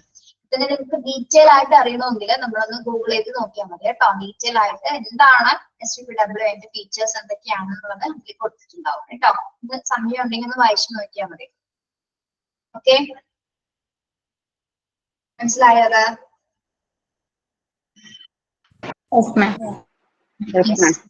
അപ്ലൈ ചെയ്യുന്നു കേട്ടോ. ഇതിലൂടെ നമ്മൾ എന്തൊക്കെ വാല്യൂസ് ആണ് കുട്ടികളെ മനസ്സിലാക്കുന്നത്, എന്തൊക്കെയാണ് dignity of labour, cooperation and mutual health underline ചെയ്തിടാം കേട്ടോ.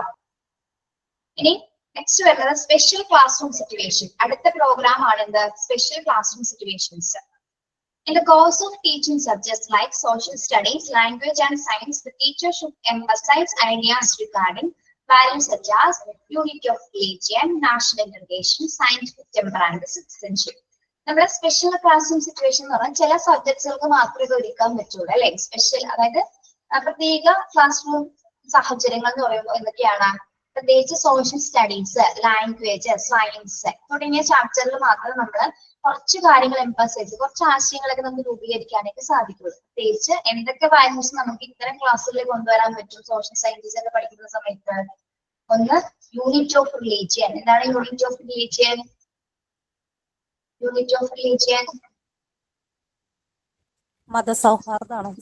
യെസ്, മതസൗഹാർദ്ദം. അതിനെ കുറിച്ച് നമുക്ക് പഠിക്കാനായിട്ട് സോഷ്യൽ സ്റ്റഡീസിലാണ് നമ്മൾ അല്ലെ. ഇന്ത്യക്ക് ഒരു മതമുണ്ടോ? പ്രത്യേകമായിട്ടൊരു മതമുണ്ട് ഇന്ത്യക്ക്. ഇന്ത്യ എന്ത് സ്റ്റേറ്റ് ആണ്?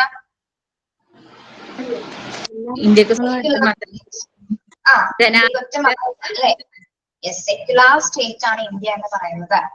ഇനി അതോടൊപ്പം തന്നെ മറ്റു മൂല്യങ്ങൾ എന്ന് പറയുന്നത് എന്താണ്, അപ്പൊ ഒരു മതമാണ്, മതത്തെ കുറിച്ചിട്ടുള്ള ഒരു യൂണിറ്റിനെ കുറിച്ച് പഠിപ്പിക്കുന്നു. മതേതരത്വം എന്നുള്ളൊരു കാര്യം നമുക്ക് കുട്ടികൾക്ക് അത്തരത്തിലുള്ള വാല്യൂ ഡെവലപ്പ് ചെയ്യുന്നു. ഇതെന്താണ് national integration, ദേശീയോദ്ഗ്രഥനം.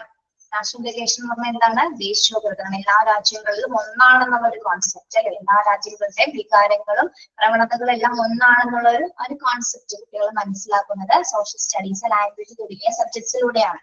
Then scientific temper and citizenship എന്ന് മനസ്സിലാക്കുന്നത് എന്താണ്, scientific temper and citizenship. Scientific temper എന്താണ്, സയന്റിഫിക് ടെമ്പർ ശാസ്ത്രീയ മനോവൃത്തി എന്നൊക്കെ പറയാം നമ്മള്. അതായത് കുട്ടികൾക്ക് ഇപ്പൊ ഒരു എന്തെങ്കിലും തരത്തിലുള്ള ഏതെങ്കിലും വിഷയങ്ങളുടെ സ്പെസിഫിക് ആയിട്ട് ഇപ്പൊ നമ്മള് നടക്കുന്ന ഇപ്പോ ഇന്ത്യയുടെ ഏതെങ്കിലും തരത്തിലുള്ള മൂവ്മെന്റ്സിനോട് അല്ലെങ്കിൽ ഇന്ത്യയുടെ ഏതെങ്കിലും തരത്തിലുള്ള ചില എന്താ പറയാ ചില വിഷയങ്ങൾ, പ്രത്യേക വിഷയങ്ങളോട്, അതായത് ഇന്ത്യൻ മതസൗഹാർദ്ദത്തെ കുറിച്ചിട്ടുള്ള വിഷയം, അതിനോട് കുട്ടികൾക്ക് ടീച്ചർ ക്ലാസ് എടുക്കുന്ന സമയത്ത് എന്താണെന്ന് തോന്നുന്നത്, വളരെയധികം ആരാധന, അട്രാക്ഷൻ തോന്നും കുട്ടികൾക്ക് അല്ലെ. ഒരു ടെമ്പർ രൂപപ്പെടുത്തുകയാണ്. അതായത് താൻ ഇന്ത്യയിലാണ് ജനിച്ചിരിക്കുന്നത്, താനൊരു ഇന്ത്യക്കാരനാണ് എന്നുള്ള ഒരു വികാരം കുട്ടികൾ ഡെവലപ്പ് ചെയ്യുന്നു. എത്രത്തോളം സബ്ജക്ട് പഠിപ്പിക്കുന്ന സമയത്താണ് നമ്മള് ലാംഗ്വേജ്, സയൻസ്, സോഷ്യൽ സ്റ്റഡീസ് ഒക്കെ പഠിക്കുന്ന സമയത്താണ് കുട്ടികളില് താൻ ഇന്ത്യയിലാണ് എന്നുള്ള വികാരം രൂപപ്പെടുന്നത് അല്ലെ. യെസ്, നമ്മൾക്കാണെങ്കിലും ചില ക്ലാസ് ഇരിക്കുമ്പോ നമുക്ക് അങ്ങനെ തോന്നാറുണ്ട് അല്ലെ. വളരെ വികാരഭരിതമായിട്ട് നമ്മളത് കേൾപ്പിക്കും. വളരെ സയന്റിഫിക് ടെമ്പറോടും കൂടി നമ്മളത് ആശ്രയിക്കും. ആ ഒരു വിഷയത്തെ നമ്മൾ നോക്കിക്കാണും. പിന്നെ ഒരു സിറ്റിസൺഷിപ്പ് രൂപപ്പെടും അല്ലെ. സിറ്റിസൺഷിപ്പ് എന്താണ്? സിറ്റിസൺഷിപ്പ് പൗരത്വം. യെസ്, ഇത്തരത്തിലുള്ള സംസ്കൃതിയാണ് ഒരു പൗരൻ എങ്ങനെയായിരിക്കേണ്ടത്, ഒരു പൗരന്റെ അവകാശങ്ങൾ എന്തൊക്കെയാണ്, കടമകൾ എന്തൊക്കെയാണ്, ഒരു പൗരൻ ഇന്ത്യക്ക് വേണ്ടി തന്റെ രാജ്യത്തിന് വേണ്ടി എന്തൊക്കെ ചെയ്യണം, എങ്ങനെ വാല്യൂസ് ഒരു പൗരന് ഇംപ്രൂവ് ചെയ്യാൻ സാധിക്കും എന്നുള്ള കാര്യങ്ങളൊക്കെ നമ്മൾ ഇത്തരം സ്പെഷ്യൽ ക്ലാസ് റൂം സിറ്റുവേഷൻ സബ്ജക്ട്സിലാണ് നമ്മൾ പഠിക്കാറുള്ളത്. ഓക്കെ, അപ്പോൾ കുട്ടികൾക്ക് അത്തരം ക്ലാസ്സുകൾ എന്താണ്, ഇത്തരം കാര്യങ്ങൾ ഇംപ്രൂവ് ചെയ്യുന്ന തരത്തിലുള്ള പാഠ്യഭാഗങ്ങളും ആക്ടിവിറ്റീസുകളും അധ്യാപകർ കൊടുക്കണം എന്നാണ് ഇവിടെ പറയുന്നത് കേട്ടോ. അപ്പൊ സ്പെഷ്യൽ ക്ലാസ് റൂം സിറ്റുവേഷൻ എന്ന് പറയുമ്പോൾ ഏതൊക്കെ സബ്ജക്ട്സ് ആണ് വരുന്നത്? Social studies, language and science എന്നീ സബ്ജക്ട്സിലായിരിക്കും ഇത് വരുന്നത്. ഓക്കെ, അപ്പൊ അതിൽ നമുക്ക് എന്തൊക്കെ വാല്യൂസ് കൊണ്ടുവരാൻ സാധിക്കും? Unit of religion, national indication, scientific temper and citizenship. Okay,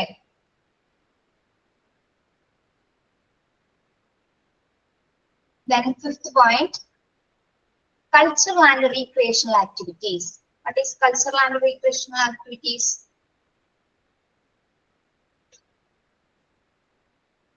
Cultural and recreation activities എന്താ?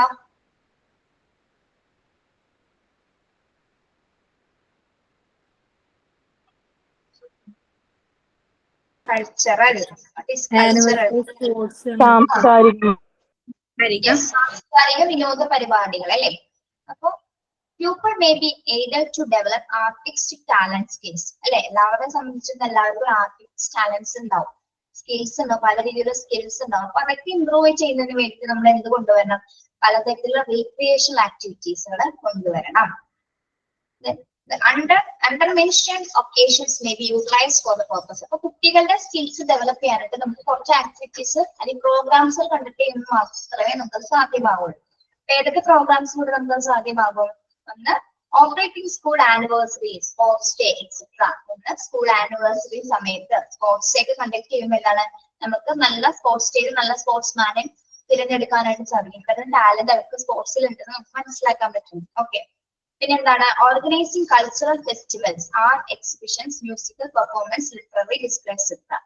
എന്താണ്, കൾച്ചറൽ ഫെസ്റ്റിവൽസ് കണ്ടക്ട് ചെയ്യുമ്പോൾ അല്ലെങ്കിൽ exhibitions, musical performance, literature and displays ഇതൊക്കെ ഓർഗനൈസ് ചെയ്യുന്ന സമയത്ത് എന്തൊക്കെ കുട്ടികളിൽ ടാലന്റഡ് ആണെന്ന് നമുക്കത് സംഘടിപ്പിക്കുമ്പോൾ മാത്രം അറിയാൻ പറ്റുള്ളൂ അല്ലെ? മ്യൂസിക്കൽ ഇവന്റ്സ് പെർഫോമൻസ് ചെയ്യുമ്പോൾ ഏതൊക്കെ കുട്ടികളാണ് നന്നായിട്ട് ഇപ്പൊ ഇൻസ്ട്രുമെന്റ്സ് വായിക്കുന്നവരുണ്ടാവാം, ലൈറ്റ് മ്യൂസിക് ചൊല്ലുന്നവരുണ്ടാവാം, ക്ലാസിക്കൽ മ്യൂസിക് ചൊല്ലുന്നവരുണ്ടാവാം, മറ്റു ഇൻസ്ട്രുമെന്റ്സ് ഒക്കെ യൂസ് ചെയ്യുന്ന കുട്ടികളുണ്ടാവാം. ഇത് നമ്മൾ എന്തെങ്കിലും കൾച്ചറൽ പ്രോഗ്രാം കണ്ടക്ട് ചെയ്യുമ്പോൾ മാത്രമേ കുട്ടികൾക്ക് എന്തുണ്ടെന്ന് അറിയാൻ പറ്റുള്ളൂ. ഇത്തരം ടാലന്റഡ് ആണെന്ന് കുട്ടികൾ എന്തെന്നുള്ളത് അറിയാൻ സാധിക്കുള്ളൂ. പ്രോഗ്രാംസ് ഒന്നും കണ്ടക്ട് ചെയ്യില്ലെങ്കിൽ നമുക്ക് കുട്ടികളുടെ എന്തൊക്കെ കഴിവുകൾ ഉണ്ടെന്ന് ഒരിക്കലും തിരിച്ചറിയാനായിട്ട് സാധിക്കില്ല. Okay, then inspire students to participate in hobbies, games, sports, drama, folk dance, recitations, all mirroring ideas like the unity of our heritage, religious toleration, etc. ഇനി നമ്മള് പിന്നെന്താ ചെയ്യേണ്ടത്? കുട്ടികളുടെ ഹോബികള്, ഗെയിംസ്, സ്പോർട്സ്, ഡ്രാമ, അല്ലെങ്കിൽ എന്താണ് റെസിറ്റേഷൻസ്, എന്തെങ്കിലും പദ്യപാരായണങ്ങള്, അല്ലെങ്കിൽ പല പല ആശയങ്ങൾക്ക് കോർത്തിണക്കിക്കൊണ്ട് കുട്ടികൾ എന്തെങ്കിലും തരത്തിൽ അവരുടെ ഹോബിയെ പ്രമോട്ട് ചെയ്യുന്ന തരത്തിലുള്ള കുറച്ച് കാര്യങ്ങൾ പ്രമോട്ട് ചെയ്യാനായിട്ട് നമ്മൾ എന്ത് ചെയ്യണം? അവർക്ക് അതിനുള്ള പ്രേരണ കൊടുക്കുക. Okay, yes. പിന്നെ operating inter as well as intra-school competitions in different areas. Operating inter as well as intra-school competition. അവിടെ എന്താ വരുന്നത്? ഇന്റർ ആൻഡ് ഇൻട്രാ കോമ്പറ്റീഷൻസ് എന്ന് പറയുന്നത് നമ്മുടെ കലോത്സവങ്ങളാണ് ഉദ്ദേശിക്കുന്നത് അല്ലെ? കലോത്സവങ്ങൾ നമ്മള് സ്കൂളിൽ ഒരു പ്രോഗ്രാം പങ്കെടുത്തു, അതിനുശേഷം നമ്മൾ പിന്നെ മറ്റൊരു സ്കൂളിൽ പോയി പങ്കെടുക്കുന്നത് ഏത് സിറ്റുവേഷനിലാണ്? ആ മത്സരത്തിൽ വിജയിച്ചു കഴിഞ്ഞതിന് ശേഷമാണ് നമ്മൾ എവിടെ പാർട്ടിസിപ്പേറ്റ് ചെയ്യുന്നത്? ഡിസ്ട്രിക്റ്റിൽ പാർട്ടിസിപ്പേറ്റ് ചെയ്യുന്നത് അല്ലെ? അപ്പം വേറൊരു സ്കൂളാണ് അത് കണ്ടക്ട് ചെയ്യുന്നത്. അവിടെ പോയി മത്സരിക്കുന്നു, അവിടെ നിന്ന് വിജയിച്ചിട്ടാണ് പിന്നെ നമ്മൾ എവിടെ പോകുന്നത്? ഡിഫറെന്റ് കോമ്പറ്റീഷൻ എന്ന് പറയുമ്പോൾ നെക്സ്റ്റ് സ്റ്റേറ്റിൽ പോകും അല്ലെ? അങ്ങനെ നമ്മള് സ്കൂളില് ജില്ലാതലം സ്റ്റേറ്റ് തലം അങ്ങനെയാണ് നമ്മളൊരു സ്കൂളിൽ പെർഫോം ചെയ്യുന്നത്. അതാണ് അവിടെ ഇൻട്രാ സ്കൂൾ കോമ്പറ്റീഷൻസ് എന്ന രീതിയിൽ ഉദ്ദേശിക്കുന്നത്. സ്കൂളിൽ നിന്ന് നമ്മൾ മറ്റു സ്കൂളിൽ പോയി പാർട്ടിസിപ്പേറ്റ് ചെയ്യുന്നു ഡിഫറെന്റ് ടൈപ്പ് ഓഫ് കോമ്പറ്റീഷൻസിന്. ഓക്കെ, ഇതാണ് കൾച്ചറൽ റീക്രിയേഷണൽ ആക്ടിവിറ്റീസ്. അപ്പൊ എന്തിനു വേണ്ടിയിട്ടാണ്? കുട്ടികളിലെ ആ ടാലൻസ് ഡെവലപ്പ് ചെയ്യുന്നതിന് വേണ്ടിയിട്ടാണ് നമ്മൾ ആനിവേഴ്സറികള്, sports day, exhibitions, musical events, അവരുടെ ഹാബിറ്റ്സ് ഒക്കെ ഡെവലപ്പ് ചെയ്യുന്ന തരത്തിലുള്ള പ്രോഗ്രാംസുകള്, അതുപോലെ തന്നെ എന്താണ് മറ്റ് കലോത്സവ വേദികളൊക്കെ കുട്ടികൾക്ക് ഒരുക്കുന്നത് എന്തിനു വേണ്ടിയിട്ടാണ്? അവരുടെ ടാലന്റ് ഡെവലപ്പ് ചെയ്യുന്നതിന് വേണ്ടിയിട്ടാണ് ഇത്തരം പ്രോഗ്രാമുകള് സംഘടിപ്പിക്കുന്നത്. ഓക്കെ, മനസ്സിലായോ? Point. Yes, ma'am. Yes. Next, citizenship training program. The pupil may be imparted adequate training in citizenship and civic virtues. അതായത് സിറ്റിസൺഷിപ്പ് ട്രെയിനിങ് പ്രോഗ്രാം എന്തിനു വേണ്ടിയിട്ടാണ് നമ്മൾ കൊടുക്കുന്നത്? എന്തിനു വേണ്ടിയിട്ടാണ്? പൗരത്വ പരിശീലന പരിപാടി, അതായത് നല്ല സിറ്റിസൺ ആയിട്ട് മാറ്റിയെടുക്കാനാണ് നമ്മൾ ഓരോ പ്രോഗ്രാംസ് അവർക്ക് വേണ്ടിയിട്ട് കൊണ്ടുവരുന്നത് അല്ലെ. അതായത് ഒരു പൗരന് എന്തൊക്കെ സദ്ഗുണങ്ങൾ, എന്തൊക്കെ ക്വാളിറ്റീസ് ഉണ്ടായിരിക്കണം അല്ലെ, ഒരു പൗരന് എന്തൊക്കെ ഗുണങ്ങൾ ഉണ്ടായിരിക്കണം എന്നതാണ് പ്രധാനമായിട്ട് വരുന്നത്. എന്തൊക്കെ ഉണ്ടായിരിക്കണം? റെഗുലർലി അപ്പൊ ഒരു നല്ല സിറ്റിസൺഷിപ്പ്, നല്ല പൗരനാക്കി മാറ്റിയെടുക്കാൻ നമുക്ക് കുട്ടികൾക്ക് എന്തൊക്കെ ആക്ടിവിറ്റീസ് കൊടുക്കാം? എന്തൊക്കെ കൊടുക്കാം? റെഗുലർലി ഓർഗനൈസിങ് സ്കൂൾ അസംബ്ലി അല്ലെ, എല്ലാ ദിവസവും അസംബ്ലി അറേഞ്ച് ചെയ്യുക, hosting the national flag and signing the national anthem, എന്താണ് നാഷണൽ ഫ്ലാഗ് ഹോസ്റ്റ് ചെയ്യുക, അതോടൊപ്പം എന്താണ് നാഷണൽ ആന്തം അല്ലെ, ദേശീയ ഗാനം ചൊല്ലുന്നത് വഴിയും സ്കൂൾ അസംബ്ലി കണ്ടക്ട് ചെയ്യുക, നാഷണൽ ഫ്ലാഗ് ഹോസ്റ്റ് ചെയ്യുക, നാഷണൽ ആന്തം പാടുന്നത് വഴി കുട്ടികളെ എന്ത് ഡെവലപ്പ് ചെയ്യാൻ സാധിക്കും? നമുക്ക് നല്ല പൗരത്വം ഡെവലപ്പ് ചെയ്യാനായിട്ട് സാധിക്കുന്നു. ഓക്കെ, മനസ്സിലായോ ഫസ്റ്റ് പോയിന്റ്?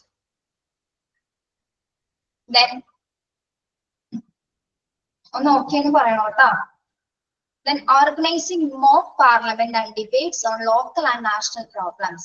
ഇനി നമുക്ക് സ്കൂളിൽ തന്നെ ഒരു പാർലമെന്റ് ഒക്കെ കുട്ടികളുമായി ബന്ധപ്പെട്ട് കണക്ട് ചെയ്യാൻ പറ്റും. സോഷ്യൽ സയൻസ് ക്ലബിന്റെ കീഴിലൊക്കെ അല്ലെങ്കിൽ സയൻസ് ക്ലബിന്റെ കീഴിലൊക്കെ നമുക്കൊരു പാർലമെന്റ് ക്ലബ്ബ് രൂപീകരിക്കാം. എന്നിട്ട് ഡിബേറ്റ്സ്, ചർച്ചകളും നാഷണൽ പ്രോബ്ലംസുമായി ബന്ധപ്പെട്ട് ചർച്ചകളൊക്കെ കുട്ടികൾക്ക് സംഘടിപ്പിക്കുമ്പോൾ എന്താണ്, കുട്ടികൾക്ക് പല അഭിപ്രായങ്ങൾ അങ്ങോട്ടും ഇങ്ങോട്ടൊക്കെ പറയാനുള്ള ഒരു അവസരങ്ങൾ ലഭിക്കുന്നു. ഓക്കെ, അത്തരം അവസരം കൊടുക്കുന്നത് വഴിയും എന്താണ്, സിറ്റിസൺഷിപ്പ് കുട്ടികളിൽ ഡെവലപ്പ് ചെയ്യുന്നു. പിന്നെ arranging trip to place of cultural, religious and historic importance. ഇനി നമ്മള് ഹിസ്റ്റോറിക് ഇമ്പോർട്ടൻസ്, ചരിത്രപരമായ ഇമ്പോർട്ടൻസ് ഉള്ള പ്ലേസിലേക്ക് കുട്ടികളെ വിസിറ്റ് ചെയ്യിപ്പിക്കുക അല്ലെ, ടൂർ കൊണ്ടുപോകുക, ട്രിപ്പിന് കൊണ്ടുപോകുക. അപ്പൊ കുട്ടികൾക്ക് അവിടുത്തെ റിലീജിയസ് എന്തൊക്കെയാണ്, അവിടുത്തെ കൾച്ചറൽ പ്രോഗ്രാംസ് എന്തൊക്കെയാണെന്നുള്ളതൊക്കെ കുട്ടികൾക്ക് അവിടെ പോകുമ്പോൾ നേരിട്ട് കണ്ട് മനസ്സിലാക്കാനായിട്ട് സാധിക്കുന്നു. Okay, yes. പിന്നെന്താണ്, celebrating national festivals, republic day, independence day, world environment day etcetera. പിന്നെന്താ പറയുന്നത്, നമ്മുടെ നാഷണൽ ഫെസ്റ്റിവൽസുകൾ ആഘോഷിക്കുക. ഏതൊക്കെയാണ്? Republic day, independence day, world environment day തുടങ്ങിയ നാഷണൽ ഡേയ്സ്, ദേശീയ ദിവസങ്ങൾ നമ്മൾ ആചരിക്കുക. പിന്നെ last point, establishing pre friendship club and cooperative society. അതോടൊപ്പം തന്നെ എന്താണ്, കുട്ടികളുടെ സൗഹൃദപരമായ, കുട്ടികൾ തമ്മിലൊരു കോപ്പറേഷൻ ഡെവലപ്പ് ചെയ്യുന്നതിനായിട്ട് പ്രീ ഫ്രണ്ട്ഷിപ്പ് ക്ലബുകൾ സ്കൂളിൽ കണ്ടക്ട് ചെയ്യുക. അതോടൊപ്പം എന്താണ്, കോപ്പറേറ്റീവ് സൊസൈറ്റി, അതായത് സ്കൂളിൽ തന്നെ നമുക്ക് ഈ ഇതേപോലെ എന്താണ് കുട്ടികളുമായി ബന്ധപ്പെടുത്തിക്കൊണ്ട് തന്നെ കണക്ട് ചെയ്യാൻ പറ്റുന്ന അല്ലെങ്കിൽ കണ്ടക്ട് ചെയ്യാൻ പറ്റുന്ന കുറച്ച് പ്രോഗ്രാംസുകളാണ് എന്തൊക്കെയാണ്, pre friendship club and cooperative societies. Okay, yes. അപ്പൊ ഇതൊക്കെ കൊടുക്കുന്നത് വഴി എന്താണ്, കുട്ടികൾക്ക് നല്ല രീതിയിൽ ഒരു പൗരത്വം ഡെവലപ്പ് ചെയ്യാനായിട്ട് കുട്ടികളെ ഇത് സഹായിക്കുന്നു. മനസ്സിലായോ അത് സിറ്റിസൺ ട്രെയിനിങ് പ്രോഗ്രാം എന്താണെന്ന്? എന്തൊക്കെ ആക്ടിവിറ്റീസിലൂടെ കുട്ടികളിൽ നല്ലൊരു പൗരനെ വളർത്തിയെടുക്കാൻ സാധിക്കുന്നു എന്ന് മനസ്സിലായോ? ക്ലിയർ ആണല്ലോ? എന്തെങ്കിലും ഡൗട്ട് ഉണ്ടെങ്കിൽ ഒന്നും കൂടി റെക്കോർഡ് ക്ലാസ് കണ്ടാൽ മതി കേട്ടോ. എളുപ്പമാണെന്ന് തോന്നുന്നു പറഞ്ഞു തന്നത് അല്ലെ? മനസ്സിലാക്കാൻ പറ്റുന്ന കാര്യങ്ങളുണ്ട്. ലാസ്റ്റ് വരുന്നതാണ് സോഷ്യൽ സർവീസ് പ്രോഗ്രാംസ്. ഇതിനു വേണ്ടിയിട്ടാണ് സോഷ്യൽ സർവീസ് പ്രോഗ്രാമുകൾ കണ്ടക്ട് ചെയ്യുന്നത്. Social service activities promote social belongingness, social cohesion and social well-being. അപ്പൊ സമൂഹത്തിൽ നമുക്ക് സമൂഹത്തിനോടൊരു കെട്ടുപാട് അല്ലെ, സമൂഹത്തിനോട് സ്നേഹം അല്ലെങ്കിൽ ഒരു ബാധ്യത അല്ലെങ്കിൽ ഒരു ആത്മാർത്ഥതയൊക്കെ തോന്നുന്നതിന് വേണ്ടിയിട്ടാണ് നമ്മൾ എന്ത് സോഷ്യൽ കൊഹഷൻ എന്ന് പറഞ്ഞാൽ സമൂഹത്തിനോടൊരു കെട്ടുറപ്പ്. കൊഹഷൻ മീൻസ് കെട്ടുറപ്പ് കേട്ടോ. ഒരു സമൂഹത്തിനോട് നമുക്ക് എന്താണ്, സൊസൈറ്റിനോട് നമുക്ക് ഒരു ഉത്തരവാദിത്വം അല്ലെങ്കിൽ നമ്മൾ നല്ലൊരു പൗരനായിട്ട് നമുക്ക് അവിടെ കണക്ട് ചെയ്യാൻ പറ്റില്ല. ഓക്കെ, അപ്പൊ നല്ല സോഷ്യൽ സർവീസസ് പ്രോഗ്രാം കണ്ടക്ട് ചെയ്യണം. എന്തൊക്കെ കാര്യങ്ങളാണ് നമ്മൾ കൊടുക്കേണ്ടത്? Organisation of literacy camps in rural areas, slum areas. നമ്മള് ലിറ്ററസി ക്യാമ്പുകൾ ഓർഗനൈസ് ചെയ്യുക. പ്രത്യേകിച്ച് എവിടെയൊക്കെയാണ്? Rural areas. റൂറൽ ഏരിയാസ് എന്ന് പറഞ്ഞാൽ എവിടെയാണ്? റൂറൽ ഏരിയാസ് ഗ്രാമീണ മേഖലകളിൽ, ചേരികൾ അല്ലെ, ചേരികൾ, സ്ലംസ് അല്ലെ, ചേരികളിലൊക്കെ എന്താണ് നമ്മൾ ചില ലിറ്ററസി പ്രോഗ്രാമുകൾ എന്താണ്? ലിറ്ററസി പ്രോഗ്രാമുകള് സാക്ഷരത ഉയർത്തുന്ന തരത്തിലുള്ള ക്യാമ്പുകൾ കണ്ടക്ട് ചെയ്യുക. കുട്ടികളെ കൊണ്ട് തന്നെ ക്യാമ്പുകളിൽ കുട്ടികളും യോജിച്ചുകൊണ്ട് തന്നെ ക്യാമ്പുകൾ കണ്ടക്ട് ചെയ്യുന്ന വഴി എന്താണ്, അത്തരത്തിൽ ഗ്രാമപ്രദേശങ്ങളും സ്ലം ഏരിയാസിന്റെ ഒക്കെ പ്രത്യേകത എന്താണ്? നിരക്ഷരരായിട്ടുള്ള ജനങ്ങളായിരിക്കും അല്ലെ. അപ്പൊ അവർക്ക് വേണ്ടിയിട്ട് അവരുടെ അറിവിനേക്കായിട്ടുള്ള കുറച്ച് പ്രോഗ്രാംസുകൾ കണ്ടക്ട് ചെയ്യുക. Then rendition voluntary service during local festival. Rendition എന്താണ്?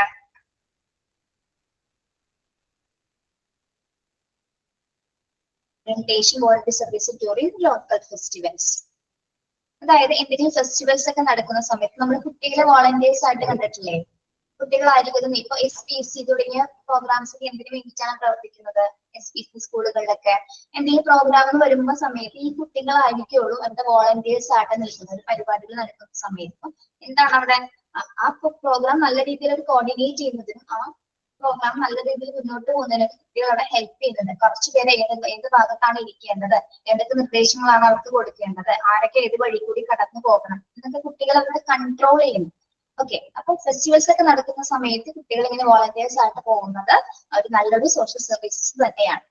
Yes, then organising camp for highlighting the importance of എൻവയോൺമെന്റൽ ഹൈജീൻ. ഇനി എൻവയോൺമെന്റൽ ഹൈജീൻ ഉറപ്പുവരുത്തുന്ന തരത്തിലുള്ള ക്യാമ്പുകൾ അല്ലെ, അതിന്റെ ഇമ്പോർട്ടൻസ് ഉയർത്തിക്കൊണ്ടുവരുന്ന ക്യാമ്പുകൾ സംഘടിപ്പിക്കുക. എൻവയോൺമെന്റൽ പ്രൊട്ടക്ഷനും ഹൈജീനുമായി ബന്ധപ്പെട്ടുള്ള ക്യാമ്പുകൾ സംഘടിപ്പിക്കുന്നത് ഒരു സോഷ്യൽ സർവീസ് പ്രോഗ്രാംസിൽ ഉൾപ്പെടുന്നതാണ്. പിന്നെന്താണ്?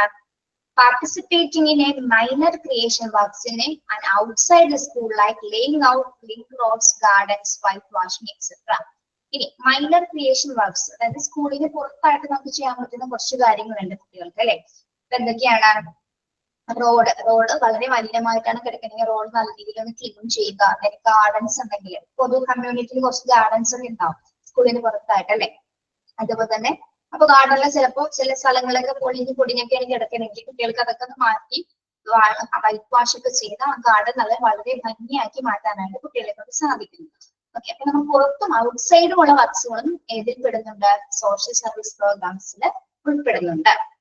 പിന്നെന്താണ്? ലാസ്റ്റ് വൺ എന്താണ്? ഓർഗനൈസിംഗ് പബ്ലിക് എക്സ്പ്ലനേഷൻ ക്യാമ്പയിൻസ്, എൻവയോൺമെന്റൽ pollution, AIDS, events of dowry system, dowry etcetera. എന്താണ്? അതായത് പൊതു അംഗീകാര ക്യാമ്പയിനുകൾ. ക്യാമ്പയിൻ എന്ന് പറഞ്ഞാൽ എന്താ? ക്യാമ്പയിൻ എന്തിനു വേണ്ടിയാണ് നമ്മൾ ക്യാമ്പയിൻ സംഘടിപ്പിക്കുന്നത്? ഒരു അവയർനെസ്സിന് വേണ്ടിയിട്ട് അല്ലെ. ഇപ്പൊ നമ്മള് കൊറോണ സമയത്ത് ബ്രേക്ക് ചെയ്യുന്ന ഒരു ക്യാമ്പയിൻ ഉണ്ടായിരുന്നു. അത് എന്തിനു വേണ്ടിയിട്ടാണ് നമ്മൾ സംഘടിപ്പിച്ചത്? എന്തിനു വേണ്ടിയിട്ടാണ്? ഈ രോഗത്തിനെ പ്രതിരോധിക്കാൻ വേണ്ടി എല്ലാവർക്കും ഒരു അവയർനെസ് പ്രതിരോധിക്കാൻ വേണ്ടിയിട്ട് നമ്മൾ ഒരു അവയർനെസ് പ്രോഗ്രാം ആണ് ശരിക്കും പറഞ്ഞ ക്യാമ്പയിനുകൾ എന്ന് പറയുന്നത് അല്ലെ. അപ്പൊ ഇവിടെ പറയുന്നത് ഓർഗനൈസ് പബ്ലിക് റെക്കഗ്നേഷൻ ക്യാമ്പസ്, അതായത് പൊതുനന്മയ്ക്ക് വേണ്ടിയിട്ടുള്ള ക്യാമ്പയിൻസുകൾ സംഘടിപ്പിക്കുക. ഏതൊക്കെ പ്രോഗ്രാംസുമായി ബന്ധപ്പെട്ട് ഏതൊക്കെ പ്രോഗ്രാംസ് ആണ് നമ്മൾ പറയുന്നത്? എൻവയോൺമെന്റൽ പൊല്യൂഷൻ അല്ലെ, പാരിസ്ഥിതിക മലിനീകരണത്തെ കുറിച്ച്. പിന്നെ എയ്ഡ്സിനെ കുറിച്ചിട്ടുള്ള അല്ലെ, എയ്ഡ്സിനെ കുറിച്ചിട്ടുള്ള ക്യാമ്പയിനുകൾ, evils of diaries etcetera. Evils of dairy dowry എന്താണ്? തുടങ്ങിയിട്ടുള്ള പബ്ലിക് റെക്കഗ്നേഷൻ കിട്ടുന്ന ക്യാമ്പയിൻസുകൾ സംഘടിപ്പിക്കുക എന്നതും എന്തിൽ ഉൾപ്പെടുന്ന പ്രോഗ്രാമാണ്? ഇതൊക്കെയാണ് സോഷ്യൽ സർവീസ് പ്രോഗ്രാംസിൽ ഉൾപ്പെടുന്നത്. ഓക്കെ, അപ്പൊ നമ്മൾ ആദ്യം എന്താ പറഞ്ഞത്? റൂറൽ ഏരിയാസിലും സ്ലം ഏരിയാസിലും ലിറ്ററസി ഓർഗനൈസേഷൻ സംഘടിപ്പിക്കുക. പിന്നെ എന്താണ്? വോളണ്ടറി സർവീസസുകൾ പ്രൊവൈഡ് ചെയ്യുക. എൻവയോൺമെന്റൽ ഇമ്പോർട്ടൻസ്, എൻവയോൺമെന്റിന്റെ പ്രാധാന്യം ഉയർത്തിക്കൊണ്ടുന്ന തരത്തിലുള്ള ക്യാമ്പുകൾ ഹൈലൈറ്റ് ചെയ്ത് കൊടുക്കുക. പിന്നെന്താണ്? പാർട്ടിസിപ്പേഷൻ ഇൻ ഔട്ട്സൈഡിലും കുട്ടികൾ പാർട്ടിസിപ്പേറ്റ് ചെയ്ത് സ്കൂളിൽ മാത്രമല്ല കമ്മ്യൂണിറ്റിയിലേക്ക് ഇറങ്ങി പ്രത്യേകിച്ച് റോഡ്, ഗാർഡൻസ് തുടങ്ങിയവ വൃത്തിയാക്കുകയും അത് ക്ലീൻ ചെയ്യുകയും ചെയ്യുക. പിന്നെന്താണ്? പബ്ലിക് റെക്കഗ്നേഷൻ ക്യാമ്പയിൻസ് സംഘടിപ്പിക്കുക. പ്രത്യേകമായ വിഷയങ്ങളുമായി ബന്ധപ്പെട്ട് ഒന്ന് എൻവയോൺമെന്റൽ pollution and AIDS, evil of dowry തുടങ്ങിയ വിഷയങ്ങളുമായി ബന്ധപ്പെട്ട് എന്താണ് എക്സെട്ര ആണ് കേട്ടോ, മുതലായവയുമായി ഏത് വിഷയം വേണമെങ്കിലും നമുക്ക് ക്യാമ്പയിൻസ് തിരഞ്ഞെടുക്കാം. അപ്പോ ഇത്തരം പ്രോഗ്രാംസുകളാണ് ഇതിൽ വരുന്നത്. Programs for developing values of various kinds. നമ്മുടെ പലതരത്തിലുള്ള വാല്യൂസിന് ഡെവലപ്പ് ചെയ്യുന്ന തരത്തിൽ നമ്മൾ സ്കൂളിൽ കണ്ടക്ട് ചെയ്യേണ്ട കുറെ പ്രോഗ്രാംസുകളാണ്. ഏതൊക്കെയാണ് നമ്മൾ പറഞ്ഞത്? Community prayer, health and cleanness program, socially usefully productive work SUPW, then special classroom situations, പിന്നെന്താണ് cultural and recreational activities, citizenship training program and social service program. These are the programs for values increase ചെയ്യുന്നതിന് വേണ്ടിയിട്ടുള്ള develop ചെയ്യുന്നതിന് വേണ്ടിയിട്ടുള്ള പ്രധാനപ്പെട്ട പ്രോഗ്രാംസുകളാണ്. Okay, മനസ്സിലായോ നിങ്ങൾക്ക്? Yes, ma'am. Okay. Portions എടുക്കാനുള്ള portions completed ആയി. നിങ്ങൾക്ക് പ്രാക്ടിക്കൽസ് തന്നിരുന്നോ? പ്രാക്ടിക്കൽ ക്ലാസ് തന്നിരുന്നോ? ഇല്ല മാം, അടുത്ത ദിവസം തുടങ്ങുമായിരിക്കും. അടുത്ത ദിവസം തുടങ്ങും. അപ്പൊ നമ്മുടെ തിയറി ഭാഗങ്ങളൊക്കെ കഴിഞ്ഞു കേട്ടോ. അപ്പൊ ഇതുവരെ നല്ല നല്ല കുട്ടികളായിട്ട് കൂടെ നിന്നതില്ല, സഹായിച്ചതിന് ഒരുപാട് താങ്ക്സ് അങ്ങോട്ട് പറയണം കേട്ടോ. നിങ്ങളുടെ സപ്പോർട്ട് കൊണ്ടാണ് നമുക്ക് ഓരോ പോർഷൻസ് എടുത്ത് തീർക്കാൻ പറ്റിയത്. പിന്നെ ക്ലാസ് ഇപ്പൊ നിശാനൊക്കെ ഒരുപാട് നന്ദി പറയുന്നു. നമുക്ക് വൈൻഡപ്പ് ചെയ്യാം. Thank you so much. Thank you ma'am. Thank you ma'am. വിശന്നോ നിങ്ങൾക്ക്? വിശന്നോ? അതല്ല, ഈ മിസ്സിന്റെ ഇല്ല ക്ലാസ് മിസ്സേ.